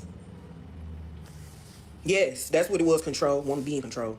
Then he never want to be wrong. I'm trying to tell this nigga, y'all, I used to be trying to tell this dude so much shit. He never listen. Never listen. Always think he's right about everything. And that is because they do not respect you as a person. And I keep trying to explain that to women, but it's like they just really can't grasp that the reason why they're treating you like this is because they don't respect you. So listening to you, they're not going to listen to you, girl. You're going to have the best, advice in the world to help a nigga be better. He'll know that you're telling the truth, but he won't want to receive it from you. Let another nigga randomly on the street or somebody else that they don't even know tell them the exact same thing. They'll follow the advice. Like, okay. Like, it was just crazy. It was crazy, y'all. So, yeah, it is what it is. We're no longer together. So that was the second argument. It was about he got mad because I had, she had asked me, like, can I get her, like, some sheets? I guess she needed some more sheets and then, like, some other little stuff. And I had did. I'm like, okay, yeah, no problem. I don't care. Shit, I don't mind. And mind you, she don't even ask me for stuff. She don't ask me for stuff. So, the fuck? It's my money. If I want to do something for my family or siblings or whatever the case may be, that's my choice. I don't tell you what the fuck to do. I don't tell you what to do with your family and your people. I don't care. I don't care what the fuck you even do. I don't even care if you talk to them. I don't care. And this is why when y'all be talking that shit about, the black family, like I just saw one of them girls from Nature Boy's documentary. Y'all know the pretty young one that's crazy as fuck? Is it Zoka? I can't remember, but I saw her pop up on my feed the other day talking about how they're trying to separate you from the black family. Like, there are a lot of like hoteps that think that everything is propaganda to ruin the black family. But the truth of the matter is what actually sometimes is happening in the black community is this type of shit. Men that will keep their woman from helping her family because he wants to hoard her resources for himself. So he does, and her energy and her time. He wants to hoard all of that to control her. So that means that you're not being actually in a communal way. Like, you're not actually being family. Y'all are not helping each other as much as y'all would because there's a nigga there causing an issue, causing a problem. That's why, no, it wasn't Velvet. It was the other one. One of the young ones that was still there. Like them last two, it was the light-skinned one and the other one. I think her name is Zoka. Or whatever they named her. But yeah, like to me, a lot of these women, they really think, oh, it's a fight on the black family. Like it's the same thing with old girl. Y'all know old girl. Let me see if I can find it, because people was in my mentions, ever so all. Yep, look. As soon as I went, it's still in my mentions, because the niggas that are arguing with me because of what I said, child, I love that Erica spammed the comments. Erica spammed these motherfucking comments. Thank you. But yeah, y'all, this one right here. I said that she has, like, her aggression is so weird, but it's like this is a type of aggression towards other women that I know people want to think is like, she's just rage baiting, right? She's pandering to men. That's the surface level. But this type of passion about what other women do with their coochie gives DL to me. I'ma just be real. It gives, I'm secretly, I might be attracted to women, because why? I never understand, as somebody that is attracted to other women, I never understand pussy watching from straight women. What are you doing?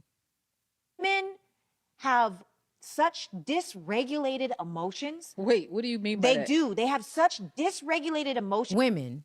Now, we just watched a nigga destroy a woman's, gate and her yard. But somehow women are the ones with the dysregulated emotions. They are, but they're not the only ones, babe. And you framing the conversation that excludes men being emotionally unstable is wild. Pandering to these niggas. That's why all of the niggas that, and when I tell you every other day I'm getting added. Because look, y'all. 83 replies because I said she's obsessed with rage baiting women. It's a weird aggression. 52 likes. A lot of people didn't even like this comment, but 83 people are arguing with me, and every single one of them is an unattractive man. Every single one. That's who she's pandering to. Long term, that shit never really works out, because men don't buy shit. Men aren't good consumers. Not when it comes to turning consumerism into profit. When it turns from clicks and views to actual profit, men don't actually aid in that. Women do. That they'll say, I'm leaving this thing because I'm not happy. What the hell does that mean? What is it? What do you mean you're not happy? Oh my God, he didn't. And this whole woke community, I need to feel seen, heard, and I need to be acknowledged 100% of the time. That's why you're single. Sarah. That's your problem. Sarah. If you think a person is supposed to get you 100% of the time, if you think that a person is supposed to make you happy 100% of the time, stay single. Don't get married. Sarah. Don't date. Don't even get to know anybody, because you don't even make yourself happy 100% of the time. How do you expect a man to do this? Sarah. I'm so sick and tired of it. What? You're this sick and tired of women in their relationships feeling unseen and unheard and expecting to be acknowledged in their relationships by men. You're upset by this. Not because it's harmful to the women, but because it makes women leave men. You keep Sarah and me. What? Isn't it important for men to be happy in their relationships? It's the most important. There are large amounts of men that will disagree with you. No, I think large amounts of men have gotten conditioned to feeling like their happiness doesn't matter. But that whole happy wife, happy life is BS.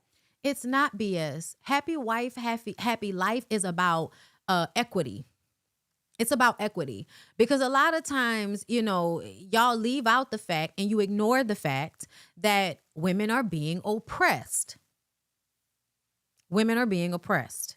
If a woman can't go and get an abortion without being harassed, if a woman can't go to a doctor's office and make her own decisions without a man, women are being oppressed. If a woman cannot die without somebody trying to incubate a baby inside of her dead body, women are being oppressed. So, happy wife, happy life is about equity. Acknowledging the fact that men want women to be in a subjugated role, so they need to be sure to open the doors and pull out the chairs and get on one knee and submit in one moment in order to propose to her. And be kind and soft and generous and buy gifts. Those are the things that women are expecting in relationships to offset for the lack of equality that we're experiencing. Most men that got sense know that the reason why they do these things is because women are more vulnerable. That's why a good man pushes you to the inside, not pushes you, but, walks on the outside of the sidewalk or the curb. It is them acknowledging that you are more in harm's way than they are. So they're going to equalize that a bit by being more chivalrous and caring more about your safety because you're not as safe as they are. Not to control you, but to actually care about your well-being. A good man, Savannah. Not a one that's just trying to control you. A good man, Savannah. Her emotions about the way women are moving is so odd to me. And it's so funny because somebody in the comments was like, I bet you not married. What? Let me guess. Single mom, no husband? Girl, I put so many laugh emojis. And another thing is, she been married for what? Maybe 6 months to a year. I've been married for 9 years.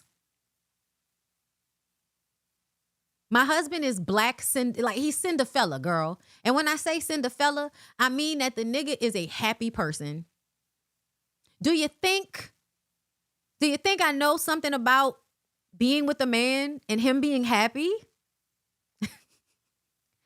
Because I've been with the same nigga for like 16 years. And he's one of the happiest people that most people know.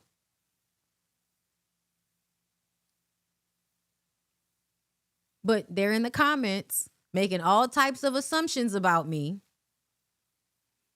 Yeah. Like, what do you mean? You must be a single mom, never married. Mind you, next year we'll be 10 years married. The fuck? Y'all listening to a bitch that's been married for 5 fucking minutes because you want to be pandered to by a weird DL-like bitch. It's happy spouse, happy house. If you aren't looking at it from a space of we are here to serve each other, that's why 2 out of 3 marriages end in divorce. Mm-hmm. And the craziest part is most divorces are initiated by the women. Women have such dysregulated emotions. A lot. I think I saw this clip. Like, this is one of the clips, but there was another clip from this same interview. I mean, this same podcast thing. That's why I said she's just rage baiting. She's always rage baiting. And she gives these men a place to make them feel like some beautiful woman agrees with their thought process, which means that some beautiful woman would actually want to be with them because they feel the same way you do. But the truth of the matter is that woman probably wouldn't be with no broke nigga. She probably wouldn't be with an ugly, out of shape nigga. Right? A man probably has to fit an extreme criteria in order for that weird ass bitch to want to marry them and be with them. But she gonna be pandering to you niggas on the internet. Somebody that just got married 5 fucking minutes ago telling you about how women are so annoying because they won't stay in relationships with men that no longer serve them. You're expecting a man to be perfect all the time? No, bitch, I'm expecting him not to be a sociopath. Hello. Hi. Are you okay? She's not okay. She's not okay. And it always gives, there's some woman out there that would make you happy, girl. Being obsessed with other women's vaginas, I don't know how you think that's not supposed, because to me, you being so upset about how other women are moving in their relationships with men that you're not fucking, girl, what's going on? You're hyperfixated on women and what they're doing with their coochies. And of course, yes, you're a patriarchy princess. Like, women are the best foot soldiers for the patriarchy. They keep hoes in line better than anybody else. That's why women are some of the realest niggas around. Because once we learn the rules, bitch, we can stick to the rules. We can. That's why, I'll say all the time, people, women like Mona got more big dick nigga energy, right? More solid nigga energy than some of the men that she's sitting in that podcast room with.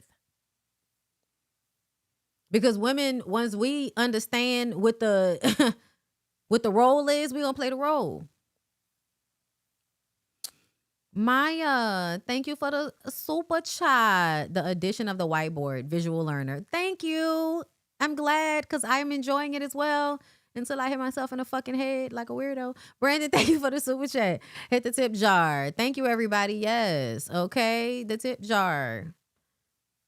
Okay. Also, I have a coloring book. Okay. This art back here is my puzzle and my coloring book. And you can get it from the QR code up there. Okay. The Community Is Not Okay merch is also from there. Thank you.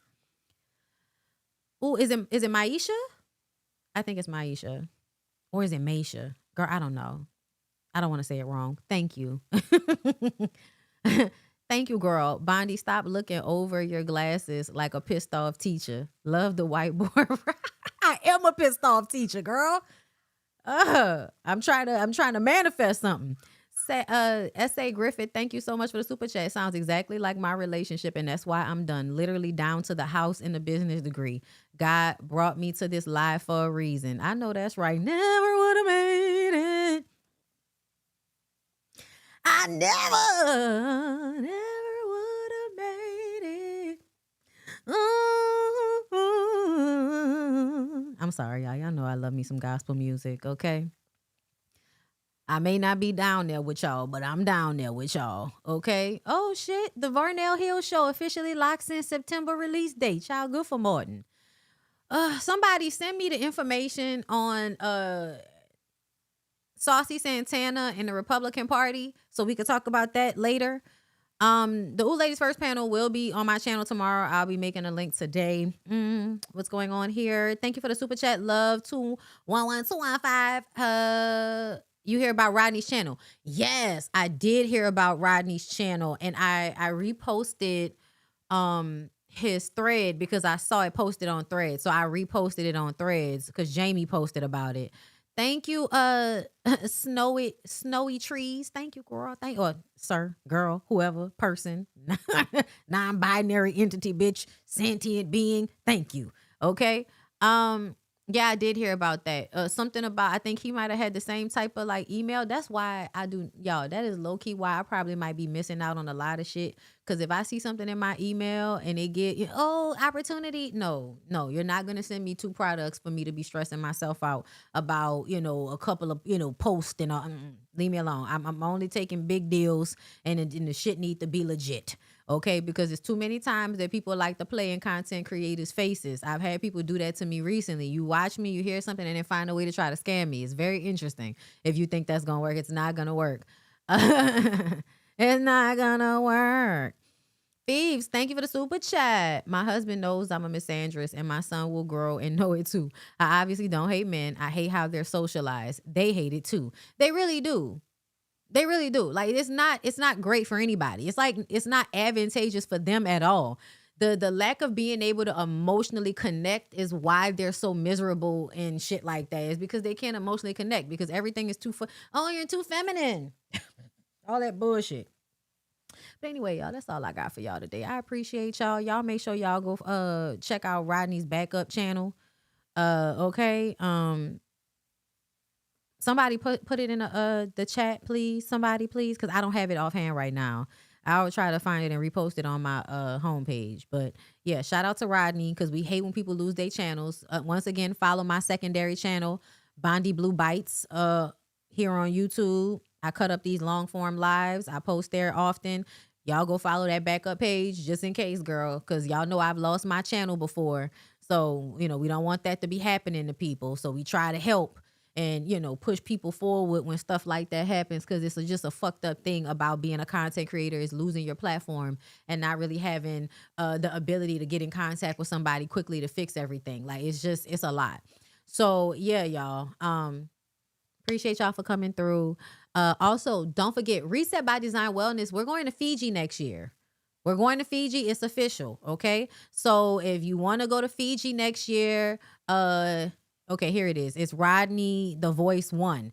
That's Rodney's new channel. Y'all make sure y'all go follow Rodney's new channel. Thank you, Graduated Thought, for gifting the memberships to everybody. Thank you, thank you, thank you. And yes, if y'all are interested in going to Fiji with us next year, which will be a group trip, meaning everybody can come, link down below in the description box, Reset by Design Wellness. Okay. Love you guys, and I'll talk to you later. All right. Bye.